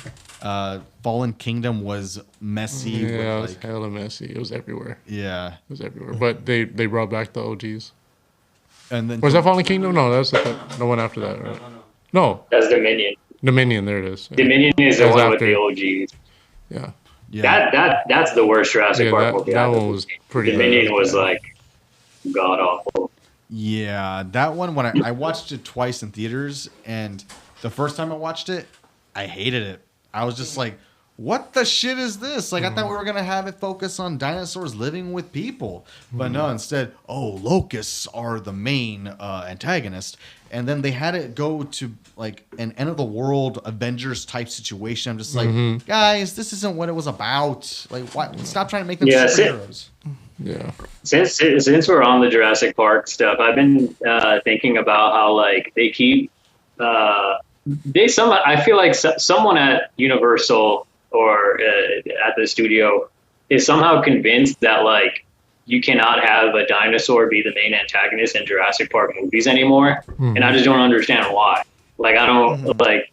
It's like there was the Locust and Dominion. It was like and then in every Jurassic World, it's like dinosaur hybrid. Yeah. And I'm like, I don't get like, are there not like there are like enough carnivorous giant dinosaurs that you can just like rotate through to be antagonists? I don't understand why they need to keep making hybrid dinosaurs be like the villains of these movies. At least one. Yeah. I think which one was it? I think it was it Jurassic World? They introduced the first hybrid, and I thought that was pretty cool. But I didn't think there would be a point of every movie now. Yeah, it felt like it got more ridiculous. I haven't watched what I think.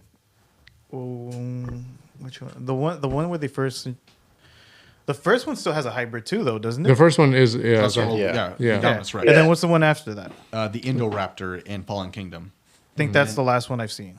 Gotcha. Dominion, they don't exactly have a hybrid, but they have what's called the Giganotosaurus, which is like supposed to be like the biggest carnivore there. But for being such a big, intimidating beast, it was like barely much of a threat. Nobody died from that thing. Nobody. Yeah, like ridiculous. I would have liked to see the story go where like the dinosaurs just fully take over and like kind of like the Planet of the Apes type of That's style. what we wanted. Like that's the way it should have gone. And then I got this crazy idea like with Jurassic Park.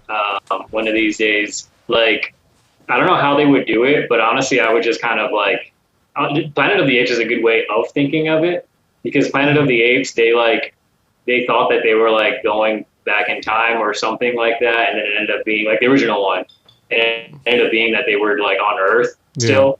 I always thought like if they somehow introduced like time travel in Jurassic Park, even if it's like in some sort of reboot, and the story is basically like you go back to Earth during that period, and it's like humans stuck where dinosaurs are the like dominant species still, and they're just there. I mean, I don't know how you would write a story out of it, but I just kind of feel like it's not. It's too future. Like they're thinking very futuristic with the Jurassic World franchise these days. It's like all futuristic. Like how do you take dinosaurs and bring them to the modern world? And I'm like, all right, you've done it like 4 times already. Like why don't we take humans and we put them with the dinosaurs? Instead. Right. They kind of like, did put them that. in their time. They kind of did that with this movie called The Sound of Thunder. That was pretty much the premise of the movie. People going back in time. So it can be done. It's like, damn, what's that Will Ferrell movie? Land of Lost. Land of the Lost. I I actually like that Chaka. remake. Yeah, Chaka. That remake's pretty funny. you're a real asshole, Chaka. But I think overall, like that's probably why franchise is the main subject of this whole thing. We're talking about franchises that are failing, is because of the ridiculousness of it, right? Like, how many hybrids can you go until the story gets stale, and then you're just like, all right, like you got to really change it up. That doesn't mean bring a whole new mega dinosaur that can fly. Oh. And It's their gimmick at this point. yeah, What I propose is at the end of that Scarlett Joe Jurassic Park, she's like, where am I? And then she's like, oh, this is Hollow Earth. Oh, here we go. Boom. Right there. Boom. Now you'll see a we're whole gonna say the mashup. And then dinosaurs. no. And inside Hollow Earth, that's where there's like a crack in the fucking foundation or whatever. And then we get Gypsy Danger coming through that fucking portal, bro. Oh, that would be sick. Oh, actually, you just reminded me of another idea I had with Jurassic Park. It's like so recently with the new movies, they've been like making new dinosaurs. But like, what if they made like, and they could totally do this because they've done stupider stuff. Like just oh shit, we accidentally made like a giant T-Rex, like one that is like Godzilla size. Let's go. And I just think that would be like interesting. Like it's still T-Rex that we like love, know and love. Like anatomically speaking, it's not like a hybrid. It's just the biggest fuck one. like oh we like accidentally I don't know we like we put like the PIM particles in its like water or some shit. And now it's like a giant it's like a giant Tyrannosaurus Rex. I Or was like- that would be interesting. You know the companies from the Jurassic Park movies that do all that genetic shit? What if they get their hands on some Godzilla DNA? Like, what can they do with that? We're Is- fucked. That would be sick. Godzilla Rex, Godzilla. Rex. T Godzilla. Just make sure he's It's got got- good-sized arms. If you do it like in an evolution sense, cool. But when you did it like how they do it in the movies, actually, like where it's in the science lab and all, I was like, that's cheating. I mean, I feel like all you have to do really is just take a concept like death race Uh-huh. and just be like, instead of a race, it's just an island with a bunch of apex predators, and then you just throw the prisoners in there, and then whoever's the last person to survive. Whoever And then really, it just becomes surviving the dinosaurs, which is I think is the point of the because you just But it's the dinosaurs are supposed to be the scary ones, you know. How do you even combat them though? That's the thing. I mean, That's why- you're prisoners. I mean, they It's could, like one they of could those, figure it like- out like they do in Death Race and like all those other ones. Exactly like Death but Race, in Death like, Race, you're fighting humans in Death Race. on my air. I mean, but this one you're just surviving, and that could mean maybe It's like some sort of like that Squid could be Games and battle royale. you could type kill the stuff. other participants if you want, you know, like in this no holds bar prisoner kind of. If you do like setting. It's kind of loud. you Can you close the survive, door, you dude? get to like go and be free, Mm-hmm. and we'll give you money back or whatever. Yeah. 'Cause at the end of the day, it's just like surviving like an island full of like velociraptors, fucking T-Rexes, you know, all these other like ones that could kill you. Honestly, mostly all of them. Look, I'd make it funner, and I'd put the dinosaurs to scale, because no matter what, they're gonna fuck you up no matter what. Like True. Velociraptor, Like, even on your side, yeah. it's They're- gonna fuck they're you like- up. Having yeah. somebody right on top of a Tell me- of a Tell me that's not the premise to Spy Kids 2. Spy Kids was Island on of- something. Oh, no, go. Island of Lost Dreams. The Lost Dreams. I will. Buscemi. The The boo, boosh, the animal. Do you think Oh. sometimes God hides because he's afraid of what he created? Like that's a deep line in that movie. I was like, fuck, man. I'm only 12. Is that where we're going with? I'm only 12. then you took that line to Bible camp. I looked at you like fucking heathen. There's always a movie references at that point. Is that why you fell in love with somebody named Goonie Gurgle? No. Who? The girl with the spinning Well, pigtails. she's played by Emily Osment, man. Oh wow, that's her name. That's it. That is her name. Wait, what's her name? It's like Goonie Gurgle. Her name is Goonie. Goonie Gurgle. I think. From where? For Spy Kids. She's Oh. she's the white. Oh no, Giggle. They're like Gurney Giggle. That was Gurney her Giggle. name. Because and they're like, why do they call him Giggle? Like, they're like, they have a, I need to rewatch those movies. Like, Fucking Robert Bro, Rodriguez. The That's third one bad. is fucking great. I love it. Yeah, 3D. Yeah. Bro, I still remember going to watch it with Fran and my dad, and like we were watching it for like the first like 20, 30 minutes, and then we were like, Dad, I think we need glasses for this. That's cool. And then our dad, The long ass time we watching that shit. I want to tell you, In 3D. Because it's all holographic, right? and he went to go grab it. Like, why is he? That's Why what do they it's keep called, reaching and towards the literally- screen? And literally, it was literally just us three in the theater. So you didn't get the hint. somebody fucked up on the cashier side. They should have given you the glasses. you Yeah, wouldn't they know. should as you're I going. mean, I just didn't think they probably didn't expect anybody was gonna watch it since we were the only ones who went. Yeah. But it was a banger, bro. That was Elijah a banger Wood. movie. Like, I was about The to guy? say when he like, comes out, he's you, like, he's you, you mean the guy? He always makes that weird ass cameo somewhere. Elijah Wood. yeah, and he's just like, there together we could save everything. He gets one fucking smack.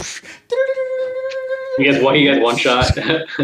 Underrated 3D. One shotted. You didn't hear the boss music. That's why. You see, I have a theory about that scene in particular. It's like in my head as I was watching that movie, like that scene, I was like, did Frodo happen to find like a set of glasses, just put them on and play the game at that point?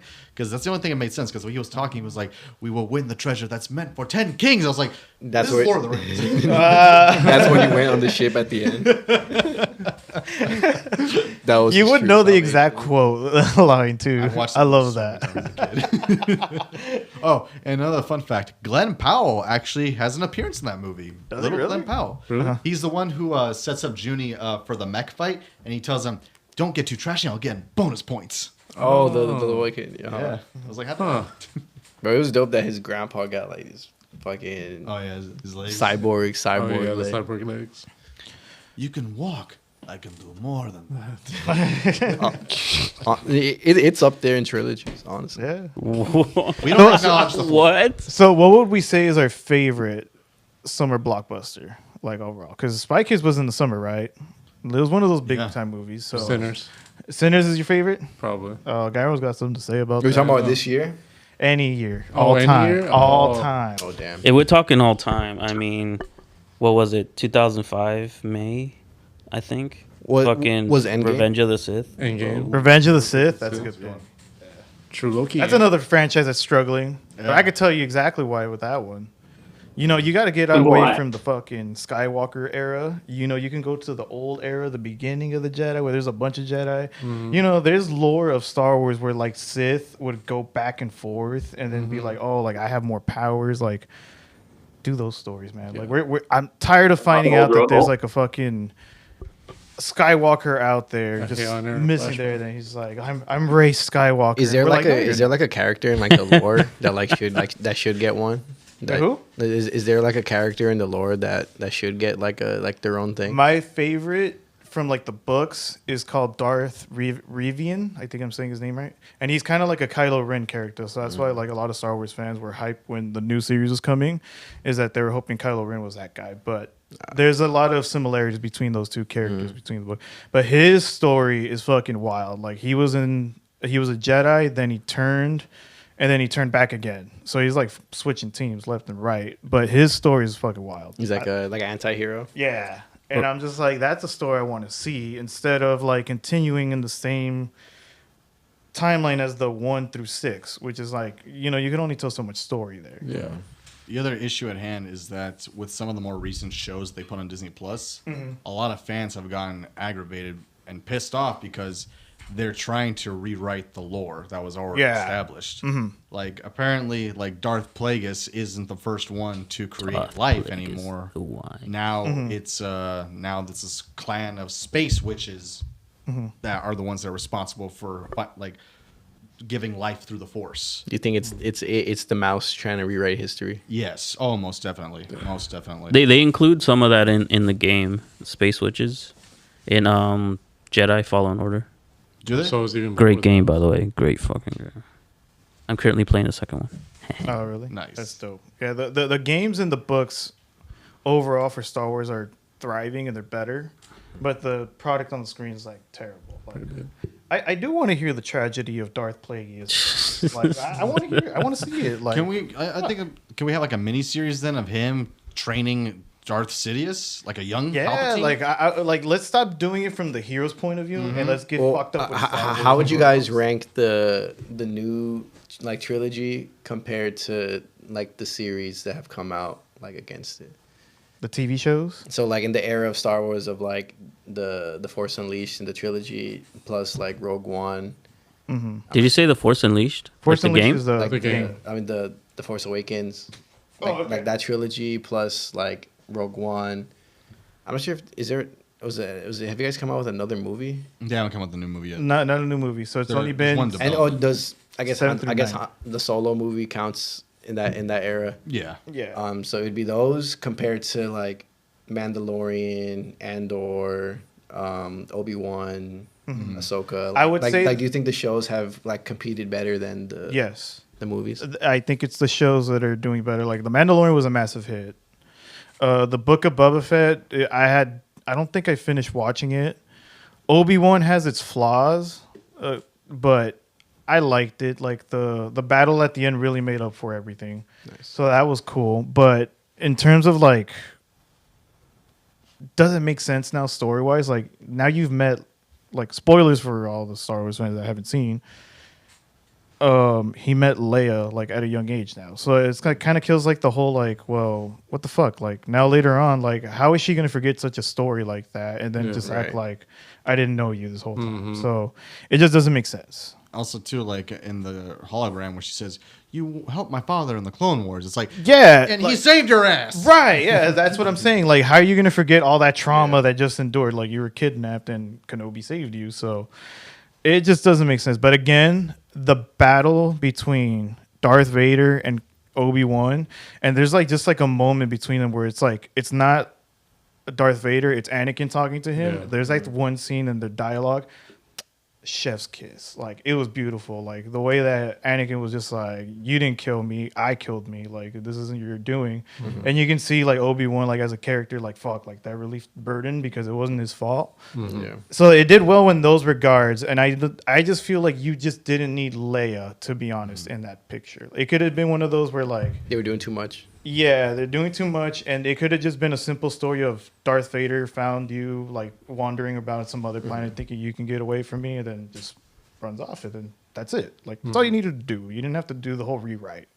So I think that's the thing. But to answer your question, the point of it all, like, yeah, the series is doing much better than the movies. Because the movies now, like how I just told you, like, all of us unanimously as Star Wars fans don't like that Rey claimed Skywalker at the end. I'm like, that's... And they still haven't even given official confirmation if her next movie is going to be made. It's always back and Right. forth. Yeah. So the movies you were talking about the sequel trilogy, right? And then Rogue One, Solo, Yeah. right? I'd say 3 out of 5 of those are okay. You know, Which one's like Rogue One, Solo? Rogue One being the best. Yeah, Rogue Yeah. One's pretty awesome. Solo wasn't bad. I think people just I don't know. It was stupid how he got his name, but Oh my, that Down. part was so fucking down for dumb. the- I hate that. yeah, have y'all Part? seen or no? I've seen it. I don't remember what. You know the scene. It's like, oh, it's just like, what's your name? So he's running from somebody, so he runs into this enlisting office. He's like, sign me up, send me wherever. And then this guy's like, what's your last name? He goes, I don't have a last name. He looks at him, he's like, Solo.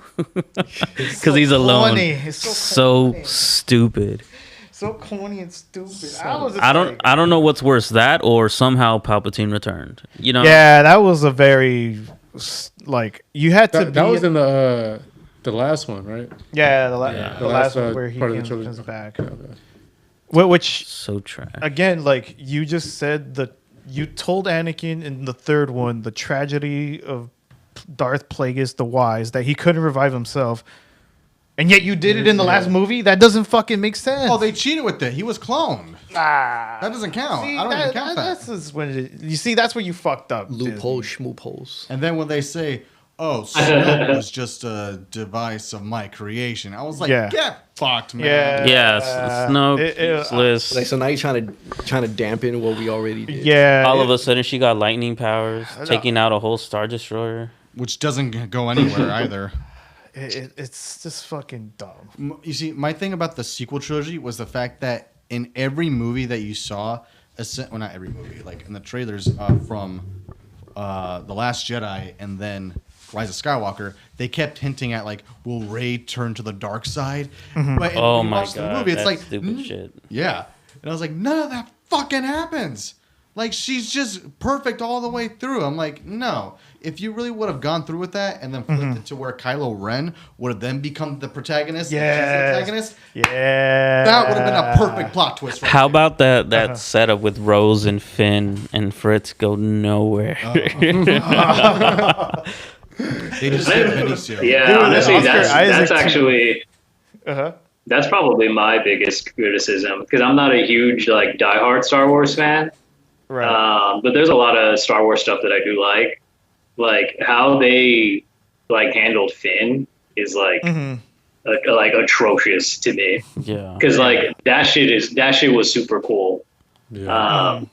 Like having a dude like who the stormtrooper just go AWOL, and then you give him a lightsaber, and like I don't know, it was like such a great, and there was so much stuff to kind of like there was no reward at the end. There was like it just like it was a huge fumble. Yeah. It was I don't their know. it was their king. He was their king. Yeah, he kind of was, but it was kind of like for no reason. Like to be Yeah, honest, it- like was John John Boyega He was, happy is to be like. there. Yeah, Cause John like, Vega did like a great job with him. Yeah, because they definitely set it up well. So, like, Gyron, did you like The Last Jedi or no? No. No? No. Like, at all? Like, nothing at all? Nah. What about you, Joe? So I have a little backstory with The Last Jedi. Oh boy. So when I went to go watch The Here we Force, go. First off, for everyone, like it can never just go. He watches a movie. Yeah, seriously. There has to be a whole side do quest. something. All names have been changed for It's the same. That's why I'm scared. Like, sometimes I'd be like, Joe, you want to go get something to eat? But I know there's a lot like loaded behind that question. Like, am I really prepared to go everything that we're about to go through just to get some fucking food? All right, Joe. So what's Sorry. the backstory? God damn it. here's the backstory. So So back The in transition. 2015, when Force Awakens came out, I went to go watch it with a group of friends, and we were hyped, we were pumped. you were what? Who'd you Yo, Joe? You were what? You were progressive. That I was hyped to see the lightsabers, man. Let's go. You were piped up. Yeah, man. Damn, Joe. All right, AB, do you? So yeah, we were hyped, we were pumped, we were piped, Uh-huh. and then I'm just like eager just to see the movie. I'm like, yo, like this is gonna be fucking awesome. I sit down with my friends, and one of my friends taps my shoulder, and this is right before the movie starts, and my friend tells me, Han Solo dies. I was like, people behind us heard it too, and they're like, did they just ruin the movie for us? I was like, I will never forgive them for that, because that was ruining an experience. Why did they do that? Why? Because they wanted to. They just wanted to be. They thought. Please they tell were me being you're not friends with them anymore. You know. When he said yeah, the same and then shit. you're just like, it's like they're my top 5 on MySpace. Actually, going out I'll with put them it to you this tonight. way: it's to a certain degree. Do you go out to movies with them anymore? Like, Because of lost that, movie privilege. I didn't want to go watch Force or The Last Jedi with them. I was like, you're gonna fucking spoil it for me again. I'm not gonna let you do that shit. But when I went to go watch The Last Jedi, when I watched it by myself, and upon watching it, I was like, here we go. He walked into the theater and then he was like, yo, I found you. And then he told him that he spoiled it for you. Thank you. potentially spoiling it. He's like, He was like, he tapped him on the shoulder. He was like, Luke dies. Yeah. This time, Luke dies. then he just walked out. Dressed as somebody else. He's in disguise. Didn't even get a ticket to the movie. He just came. He just followed you there. It was George And, Lucas. and I'm on, very and careful. on the last one, you thought coast was clear. And you're like, you went by yourself. You didn't even tell anybody. You're sitting down, and the movie starts, and then suddenly someone in the trench coat comes by, taps you on the shoulder. He's like, Ray doesn't turn into the dog. Kylo dies. You see, actually, so here's what happened. So The Last Jedi, when I watched it, it actually backfired on me, because here I thought I was getting the upper hand and be like, you can't spoil it for me anymore. I know. Fuck you. So? No, it backfired, because after Right. watching the movie, I was like, that was a piece of shit. You Damn were, it. You were like, Yeah. I wish he spoiled it for me. Yeah, The Force Awakens was the only good one from the sequel trilogy. it really was. The first. I didn't hate Yeah. The Last Jedi as much as everybody else did, but I know its flaws. But compared To to be like, honest, like out of the, I'm sorry. Go ahead, Rhoda. no, no. Go ahead, Well, finish the what you were last thing saying. for me is just that it's just the third one just completely ruined everything about that whole the new trilogy. But what were you saying, Fran? I was just gonna say that like the Last Jedi overall, like I just don't see how it fits with the trilogy. But in terms of like the coolest shit that happened in that new trilogy, the Last Jedi has like 2 dope ass Facts. moments. Like Facts. that fight in the throne room was fucking sick Yeah, it was good. with Yeah. Kylo Ren and Rey, and then like Luke fighting Kylo Ren at the end. I actually thought it was Personally? hype. Like I thought it was hype when he thought he kills him, and then the whole time he was like force ghosting. I'm like, oh shit, like that's like Luke Yeah. Skywalker, Personally? legendary. Like, but those 2 were the coolest things that happened in general to me in that trilogy. Like, that was like the peak, and it never, like, in terms of just like cool scenes and cool shit that happened. I think you're So, forgetting about and one. I don't think it fits. And Oh, it right. happens in that movie. That fucking that suicide ship that goes light speed into a star destroyer and just like Oh, boom true. splits it in half. Oh my god, That was yes, so you're fucking right. sick. And it happens in that one, The Last Jedi. The beginning battle think for so, that so- movie, I liked it too. You know, remember the Yeah. one where like she like suicide mission with the bombs? Yeah. I like the battle too in the beginning. Like it definitely Yeah, had. I feel like Last Jedi has like just some of the dopest moments of that trilogy, but it just doesn't fit in that trilogy. That's the problem with it. Story wise. Look, here's the thing with The Last Jedi that I like that it was, if you did the last movie well, The Last Jedi I feel like would have been more appreciated. Because here's another wasted storyline. You remember the ending with the little boy that uses the Force to get his room? Wasted storyline Like, right there. why was And that you in know, there? You know where that sets up for and would have paid off if Finn becomes a Jedi at the end. But he fucking didn't. So that's where I say, like, if it would... The third movie was the movie to make that entire series. And the fact that there was no payoff at the end blows everything So out. Finn And is that's also Jon Snow. Yes, exactly. No, that's exactly what happens. It just fucking gets They Jon wasted. Snowed him. Damn. He's like, I guess I'm They gonna just- they just just- fuck off. Yeah. They made him back into a stormtrooper. They Jon Snowed him, but didn't even get him the chance to tell, I don't want it. They didn't even get him the chance to say, I don't want it. He's like, you never even I said just it. don't get it. No, And you don't get to bang Yeah. a queen. Like, so, like, what's the point of it? It's just terrible wasted storytelling, and at the end, like what kills it is just you could tell it's just the studio profiting. I mean, it's like Jurassic World. Honestly, it had the same the same Like same the trajectory. takeoff, the plan was good, you could see it, but the execution. I mean, it's just like Blah. it's never the lightsabers or the dinosaurs. You know. yeah.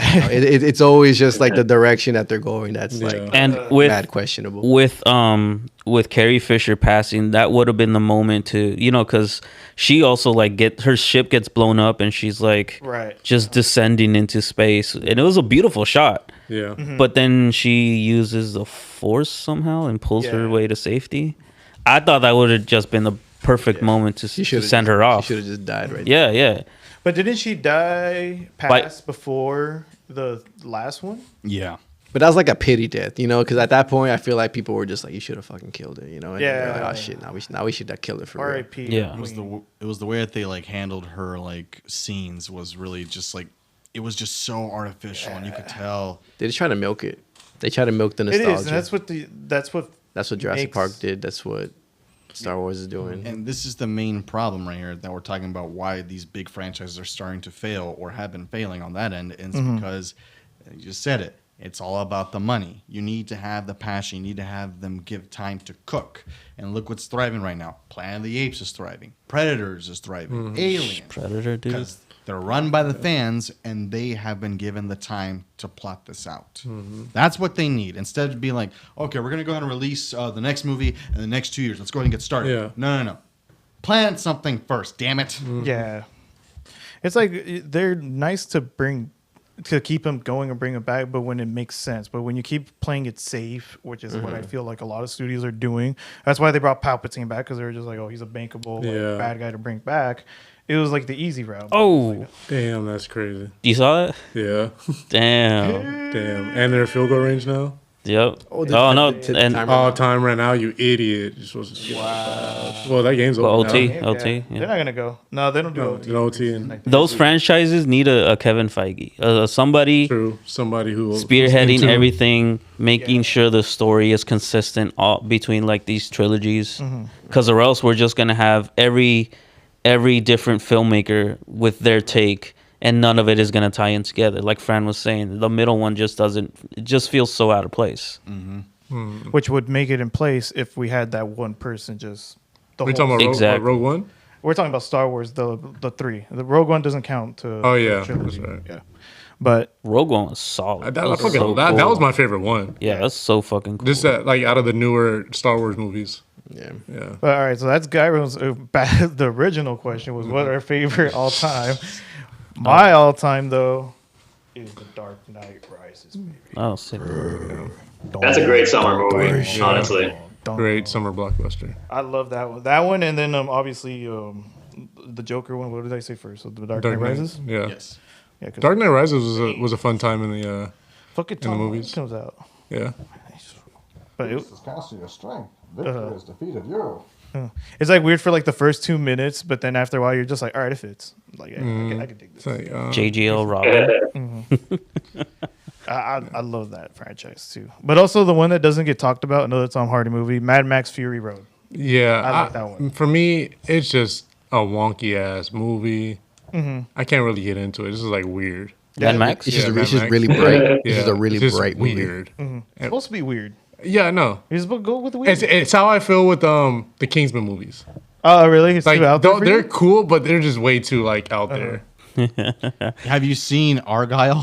No, I've never seen Argyle. Dude, if you thought Kingsman was out there, Argyle, like, I love over the top action. I'm all for it. But Argyle was one of the first movies where I legit saw the action. I was like, if I was in the theater, I think I would have walked out. It was way too up there for me. So I was like, I can't buy this. I cannot buy this. I need to walk. I would have walked out.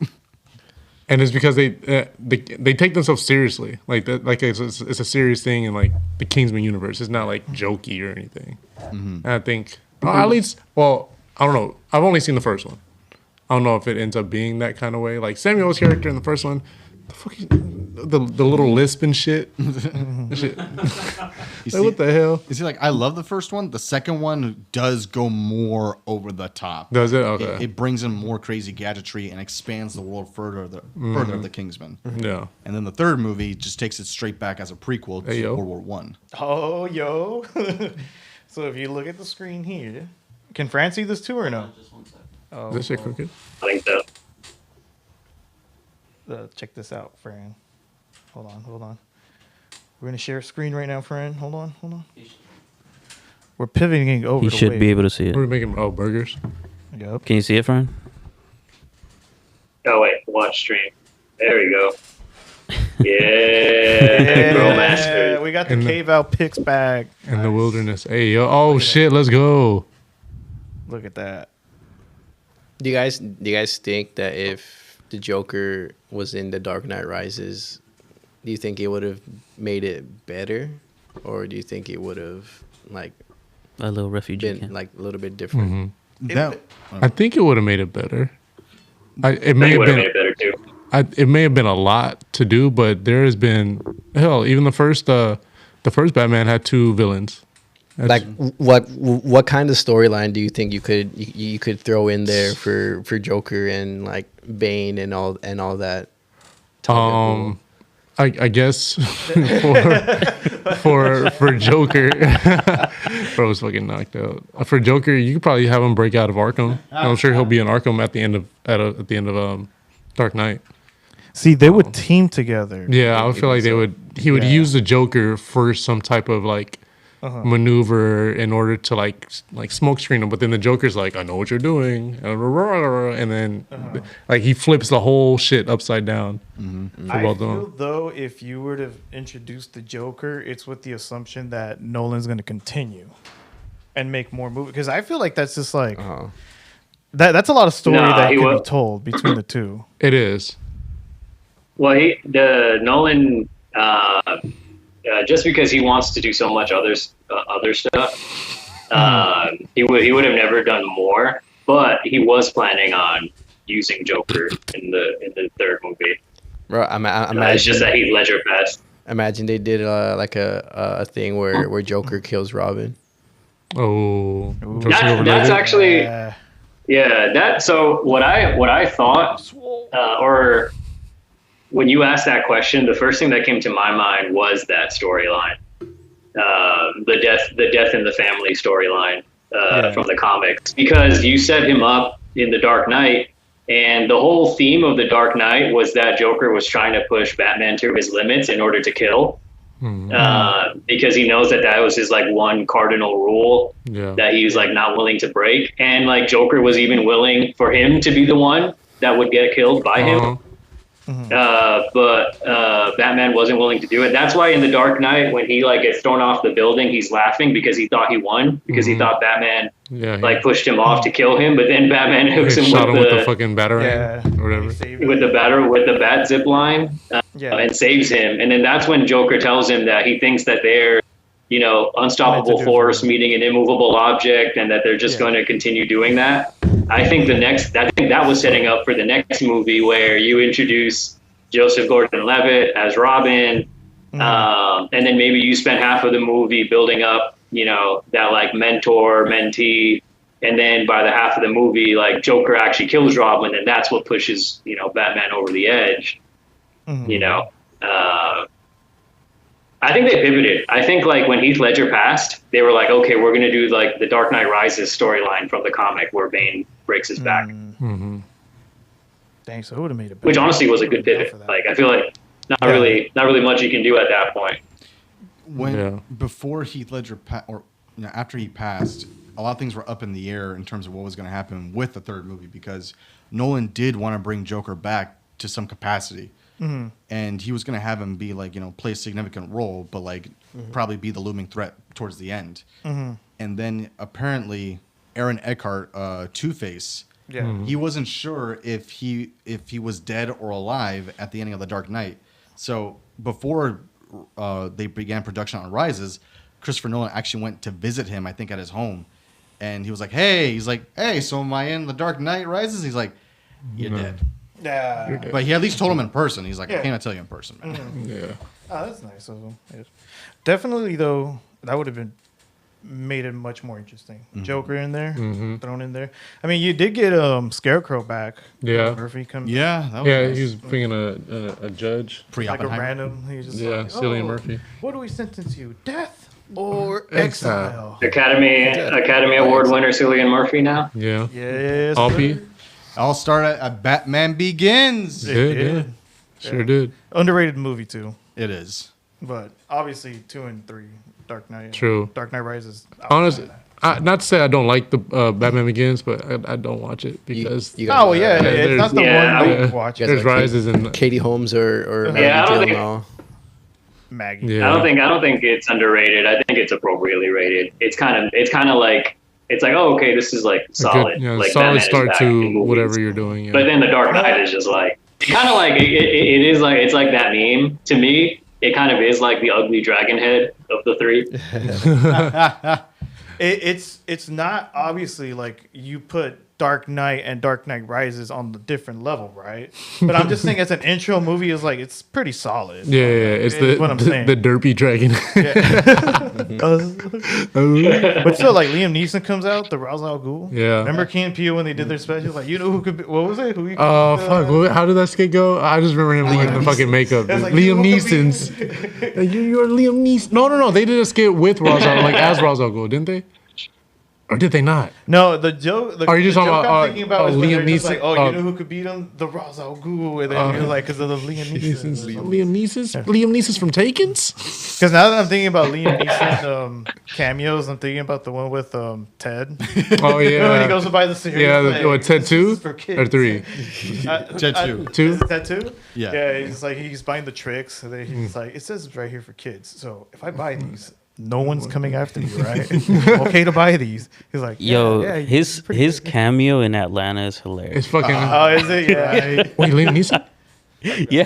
haven't watched it. Wait, what episode is that? So they're at a bar, and like it's supposed to be a low key bar or something like that. And he goes up to him and he's like, Liam Neeson? He just starts talking to him as Liam Neeson. I'm trying to remember that episode. Yeah. What the fuck? I just had a binge on that shit too. I think it's because I binged it. But I only honestly I just remember the Disneyland or the Goofy episode. Yeah. The goof by the door. Yeah. Season 2 was one of my favorites. Robin season. Robin season was real good. I never got to finish the final season. It was good. It was solid. That one's hella episodic. They did what they could to wrap up the storylines before they had to end it.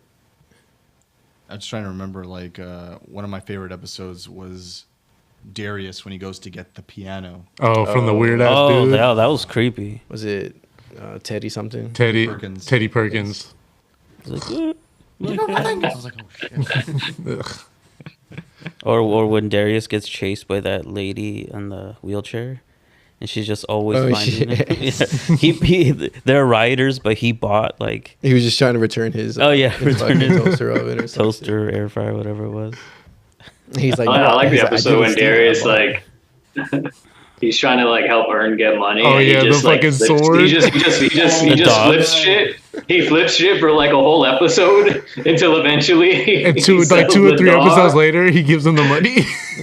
It's like, oh, you sons of bitches, you really brought that back. He's like, I need the money now. And he says, well, if you're patient, it'll pay off for you in a bigger way.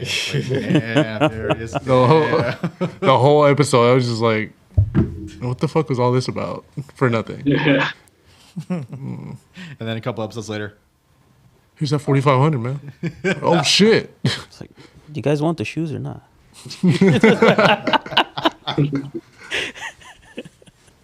I'll say this though. Jumping back to summer blockbusters real quick. Here's mine. Spider-Man 2. Oh, bangers. Straight gas. I remember. I think I watched it multiple times in theaters when it came out that summer, 2004, and I was just so pumped to see that one right there. Seeing the trailers and him fighting against live action Doc Ock, I was like, my little brain was like, "What the fuck, man? It's real!" It's all real, dude. So cool. Seeing the practical effects of it, all that shit. The power Seeing- of the yeah. sun. In the palm of my hand. Great choice for Doc Ock too, by the way. Yeah. Not from Malia, man. It was a class act. I don't know if it came out during the summer. I feel like it did, or maybe it come out like in the fall. But if we're gonna like, we're not like kind of like switching genres, but Paranormal Activity. Oh yeah, I think it came out like later though. The fourth the thing kind. is that the that fourth was not kind even a was fucking dope. blockbuster. It was just like one of those like sleeper hits. What Paranormal? Paranormal Activity. I think it was a I blockbuster. think Like, no, The first, yeah, the first it one, was definitely a the first one, blockbuster. the first one was low key. It was a blockbuster. But then Yeah. after the first one did No, so block. well, I meant more like on the spending sense. You know how like Oh, spending. Usually those found footage films don't even count. Yeah, no, but, Yo. but the fact that it did so well. Oh, yeah, though, it that's what it is. Paranormal a- Activity was made on $15,000. Yeah, it's ridiculous. Like the That's fucking dude, the nuts. director used his house and just remodeled it and like. here's Oh what- damn, that's crazy. Yeah, something I didn't like even think about that. $15,000. $15,000. Damn, he already had a whole venue, bro. Yeah. Like Napoleon Dynamite was only made like 10 grand or something like that. Napoleon Dynamite? Yeah, it That's was really fucking cheap. crazy. I wonder how much the Blair Witch was. Probably less Probably than that, cheap dude. too. Yeah, Probably way less than that. those are blockbusters, but in the sense of like how much they spent They- on those movies, like yeah. it's not considered, but it did. How much they earned pretty much. It's But Paranormal profit. Activity It's had a profit good run. margin. Was it like the one, 2 was good. I like that one. 1, 2. I think I like the 1, 2, 3. 3, yeah. 4 the 3's ma- with the twins, right? Four, I like. 4, 3 is the it goes back in time. Is that the Yeah, one? like the Yeah, that with four? the twins, first right? the first trilogy has like a connecting Oh, I kind of think so. storyline. Yeah. The initial 3, like the trilogy of it, Yeah. like they kind of run like a similar storyline. They're all kind of connected. The fourth one is still kind of connected, but they like started on like a Different couple. like Because that's the one with the webcam, right? it's the Hispanic one, the fourth one. Oh, that's marked ones. Marked ones, Yeah. uh-huh. No, that one. Yeah, that was like a whole different storyline. I didn't watch that one. I think That one's really good. I didn't watch the webcam one. I think That one was okay. No, it wasn't. I watched the first one. Obviously, the second one's the one with the sister, right? And then Yeah. the It's basically son. it's The literally a sister? continuation. Yeah, and then the third one, I feel like it's the two, like back in time, but it's the 2 little girls, right? It's is it? Oh no! It's not. The third one gets trippy. Yeah. It is like kind of confusing It ends up being like the grandma or because something. they do go through a portal. Is that the third one? That's the third one. No, I don't think that's the third one. Marked ones. I feel like the third one is The marked still one. like makes Because sense. the third one, I'm pretty sure, is when they go back and then it's like the ending of like 1 or 2. It's one of them, and then the fourth one they go back, but I think they just die on like a random night from the lady in like number 1 or 2. It's kind of the third and the fourth one end kind of similar, only they're different characters. That was your blockbuster steal, Paranormal Activity? Yeah, what year? Do you know what year that came or when they came out? That came out like in 09. That came out in October. Sep- That's October? that's Okay. a That was a Halloween, straight Halloween movie. season. September 25th. You gotta pick another right, one. right steal. after summer. Right after summer. I'm assuming you're gonna pick something like Resident Evil. What movie? Movie Yeah, wise? yeah. No. It's not He a said blockbuster. Resident Evil. Yeah, they came I out. thought you loved but those I do. movies. I love the first 2. Well, there the you other ones go. are ass. But those came out in the summer. I have no idea. That's why Google's our best friend. Well, what's your big blockbuster hit, Fran? Your favorite one? Honestly, when you said Dark Knight Rises, because when I thought about this question, it was like I was definitely going for like a movie of the moment type thing. Like I remember it being summer, like maybe school is not out, but like school is close to being out, or maybe school is out, and like you go and you watch the movies with your friends, and And you said Dark Knight Rises, and it reminded me like just waiting in line outside of Bianchi's for Dark Knight Rises, and then that same year I also remember doing that for the Avengers. Yeah. So since you said Dark Knight Rises, I'm gonna say the Avengers because like that shit was like a moment. That was like a moment in time. And honestly, Joe said a good one too. Like Spider-Man 2 is another one of those that I remember like as a kid in 04, like there was like Spider-Mania. Like like it was just like you would turn on like MTV and like you would see Tobey Maguire, Kristen Dunst, you'd be like a bunch of Spider-Man shit. Like it was like the Dashboard Confessionals, that Nickelback. The Nickelback. The first time I ever saw Bianchi packed to the point where there was just lines and lines outside of it was for Spider-Man 3. Spider-Man 3? Yeah. It was, I don't know if you remember this. We all went as a group with all the friends and my parents. And it was just literally lines and lines outside to watch that movie. It was crazy packed. I had never seen a theater so packed. I think I vividly remember us going to watch Spider-Man 3, and then at the end, some guy in front of us was like, just not fucking with the movie, and he was mad and he was cursing a lot. And I remember the big Willie had to tell him to stop, to watch his mouth because we were chill. We were like Like, kids hey. and we were sitting behind him. Yeah, It's a family place. But like I remember like at the end of the movie, like I wasn't as mad as him, but now that I'm older, I could see why that guy was probably pissed off at the end. What are you guys talking about? 3 was the best one. It's because Joe's friend was there Emo? and told him that Harry was gonna die. He's like, "Hey, Harry's gonna die." Harry's gonna die.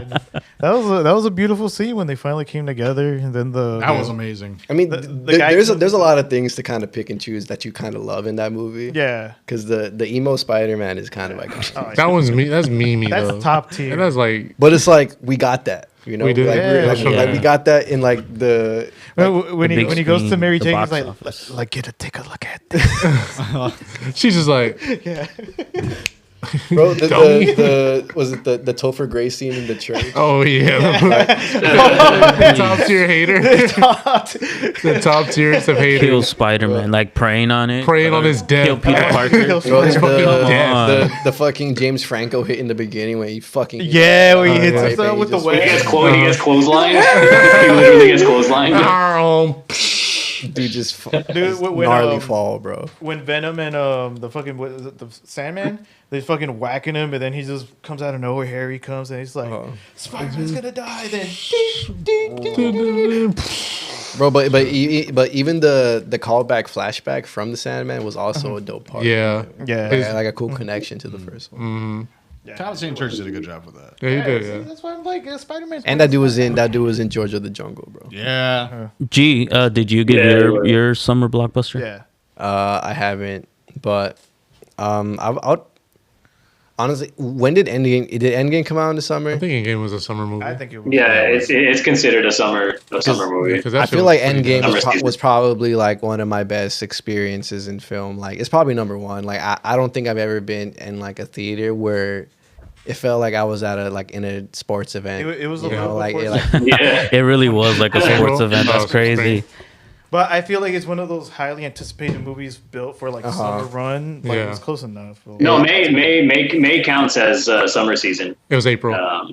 It was April That was 20th. in April. yeah. April 26th. Yeah. He's like, I went to go It's see it still in May. close enough. Like where I'll count it as the summer though. Yeah, I mean, I went to go see it a bunch of times. Yeah. True. So and it's just like I said, like the emotion of the crowd. Like I felt like I was in a crowd, not an audience. You know, Dude. Like everybody was like, I feel like I got it. Like I got into it, and it was just like I don't know, like because like obviously like Infinity War, like even though there was moments where the crowd was hyped, like it didn't end on the hype. I love because that, like though. because No, yeah, I love it that ended in the shit. shock I mean, value, right? that's what made it like that's what made Endgame so good because they gave us that Yeah. that like That like It was what the the big- fuck? that shot in the heart, you yeah. know. I think the closest I felt so far to that Endgame hype inside the theaters was Deadpool Wolverine.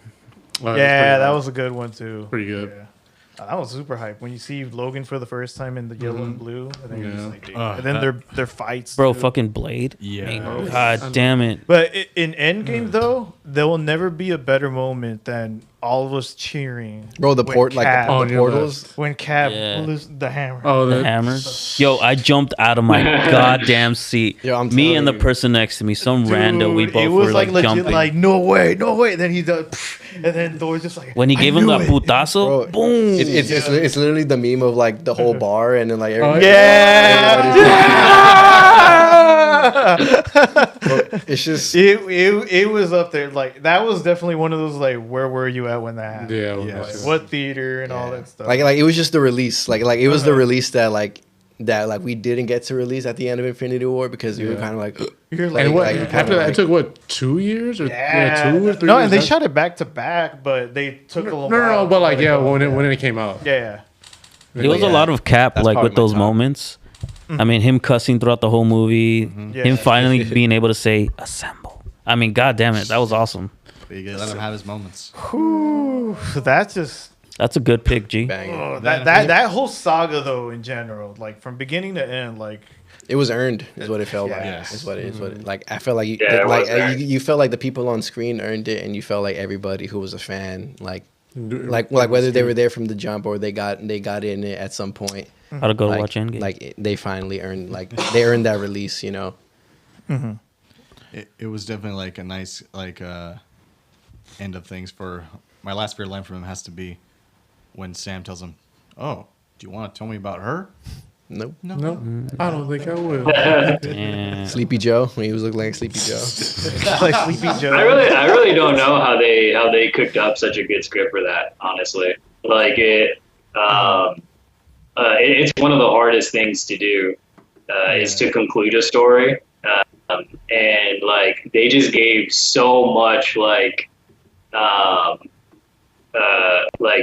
closure and like solid closure to like everyone basically that was involved. Yeah. It was like Cap gets like solid closure. Even Tony, Yeah. Thor got to say goodbye to his mom. Yeah, Thor got to say goodbye to his mom, and like Thor, and he wasn't, he was contracted to do more, and so they concluded one part of his story while like keeping it open for his future. I mean, they were like the OGs, you know. Like they gave the OGs their Valhalla, really, in terms of like. Yeah. I mean, Thor, like you said, like Thor, like was able to come back, but. So here's my question though, when it comes to their different afterlives, because they have a bunch of different afterworlds now, if you can call them. I'm just like, can y'all visit each other? Is that a thing? Like, it's gotta be established. Probably. Wait, you mean in Marvel, like when they're dead? Yeah, because they have Valhalla, and then the Wakandans, they have their afterlife as well. Yeah, there are multiple. Thunderbolt spoiler if anybody hasn't seen it. I technically haven't seen it. You haven't seen it? Oh, you should watch that one. Thunderbolt. Is it on Disney Yeah. Plus yet? Yeah, I think so. I think at the end of this month, I think. Then I won't say Yeah. anything. All right. Actually, let me check. Yeah, I mean, I feel like if anything, this new wave is they're still struggling to find a moment where they can come together where it makes sense, and I think they're all kind of scattered right now, and that's what's I feel like they're spread thin, and that's what's losing people's interest. And I think they have to figure out, and I feel like that's what they're doing with Doom, is to figure out a way to get these people together to really establish some type of connection, because I think right now the crowd is just not connecting like they did with the OG characters. Are you talking about the Like movies, the- or are you talking about Doctor Doom? Oh, I'm talking more so as like the new like Avengers essentially. So like I guess this new wave of Fantastic Four, and then you have like Captain Marvel, because they came out with the Marvels too. So you still have those three with Miss Marvel too, and was it Monica Rambeau? And then you have those three, and then at the end of have you guys seen the Marvels? I am not. I know the no, I post-credit sequence though. Do you care about the post-credit scene? No. They pretty much they meet Beast from X-Men. Oh, So Yeah, so from the original Uh-huh. X-Men. It's Kelsey Grammer. Yep.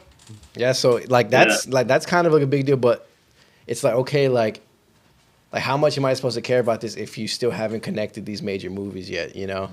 So it's And I think obviously the Kang thing had a big impact on it, because I think that was the direction that was going to be their like Loki and Kree from like the first Avengers.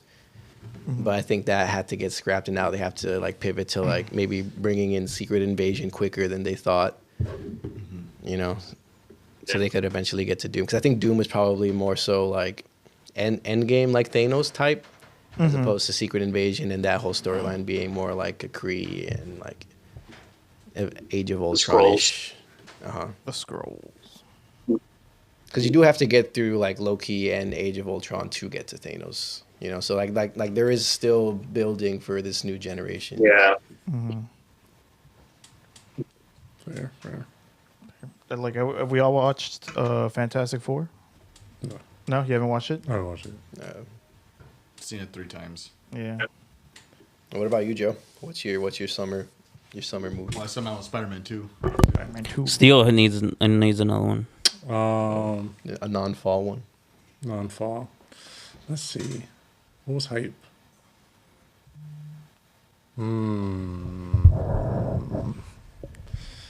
I wish I saw like a list of them. Bro, when the Yu-Gi-Oh movie came out, you can't tell me that wasn't a blockbuster. Because I don't remember. I don't remember like the dates for these movies. Yeah. When I seen them. I It's had like, to look it up too. yeah, Like, like summer movies. let me see. Hold on. Before I say it, let me see if this is one. Because this one was like super hype for me. You know what movie I saw You can go. recently? I was in March. I saw Godzilla, the 2000s one. Matthew Broderick. And as I was watching it, I was like, yo, this is pretty much like Jurassic Park 2. Yeah. Yeah. I was like, pretty much they took the T-Rex and they made it Godzilla, and they put it in New York instead of San Diego. And I was like, honestly, if this was like a dinosaur and not Godzilla, it'd probably be a decent dinosaur movie. But since it was a Godzilla, it felt kind of outlandish. Funny enough, they actually Fucking give love that reference movie. to it. No, it's still it's a lot of fish. They give reference to it in one of the other Godzilla No. movies. Which one? Giant monsters Totopoulos? all out attack. Oh, They okay. actually reference the New York attack, and they go, "Our experts said that Godzilla attacked New York. It wasn't Godzilla. We checked." Stupid. That's fun. That's a good one though too. No, there's it's fucking The, awesome. the Madison Square Garden sequence is like so fucking sick. Dude, and honestly, like it feels super unique, because like when do they really show Godzilla babies? You know, I feel like that's something unique that only they've done. Yeah. You know, like, I can't think of another Godzilla movie that had those. That's exactly why we need to cross it with Jurassic Park. Damn, that would be a good. And they also had the dude from Indeed. The Professional, Oh yeah. Leon the Oh, yeah, Professional. professional. The You French. got yours now? Oh like, yeah, the French. I didn't. It came out in the Thank you very summer, much. It came out in the summer. but I wasn't pissed. alive when it came out to watch. Oh, what it. happened? I wasn't alive to see this movie when it came out, so I guess it doesn't count. But Terminator 2, Oh, Terminator. Terminator 2. Terminator 2. That's like That- that is like that's a one of goated movie for the me. all timer. Yeah, Uh, that movie is. That's fucking like in terms of summer amazing. blockbusters, it's like an all timer. Like in the 80s, like again, none of us were alive for it. Yeah, but like if you talk to people who were like alive in the 80s, Terminator 2 is like their Avengers. Like they're like, yo, that shit came out. It's like Star Wars 2. Like if you were alive in the 70s, it's like that shit came out and that shit was like swept the nation. It's Type like movie. Planet of the Apes too. Planet of the Apes was like super big Yeah. back in the day too. back in the day. Tim Burton's Planet of the Apes. Ah. Steel's favorite actor. Stop Hey. that. Fuck off. Fuck that guy, bro. I can't believe I saw a fucking Wahlburger at the fair, dude. You saw it? Serious? Yeah, it was a whole ass Wahlburger He thing sent over the there. picture. Remember? Man, Oh, Yeah. fuck. get this boof ass shit out of here. The boof. You know you went in there for a burger. I did not, bro. Lies.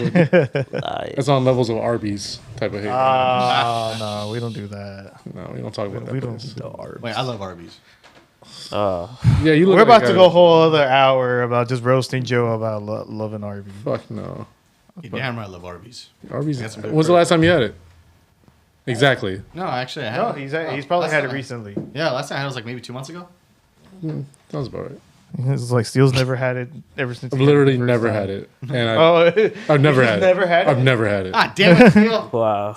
I just seen it and it was like, no, He was like, never. Seen it. I will. I absolutely will. Yeah, try the potato cakes. Hey, if they got the 2 for €6, bro, I might stop by. 2 for $6. That's the only time I'll stop by. That's a Philly cheesesteak isn't that bad. Sliced deli meats, I'll do. I'll Just do go that. make a sandwich, man. That's halal. I'm hungry. But we're all not chefs like you, me. It's a But yeah, sandwich. like on that note, though, we'll call it a day. We'll Talk about horror movies. No, I'm saying. Now we talk about what? Hara, the Hara. Horror. All right, the boys. Hara. I love One that. more for the road. What are you gonna say, friend? What's up, man? No, I was gonna say I'd love to talk about horror movies, but we should save that for our Halloween special. We True. Yeah. I'll come looking like Demonte. Reverse the monkey. What? Reverse the On market. that, We should do a Yeah. Halloween special Oh, where like we do the pod in costumes. I'm down. We should. You know how hot would that'll be? Yeah. it'll be cold by In that. October? Not if my costume is Captain Underpants. True. All right, thanks for joining us in The the That's it. To the Sesh'room.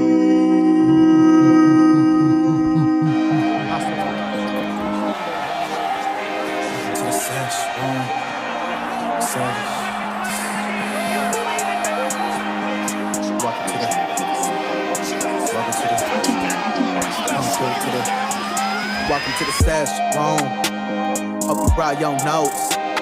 Hope you got your quotes.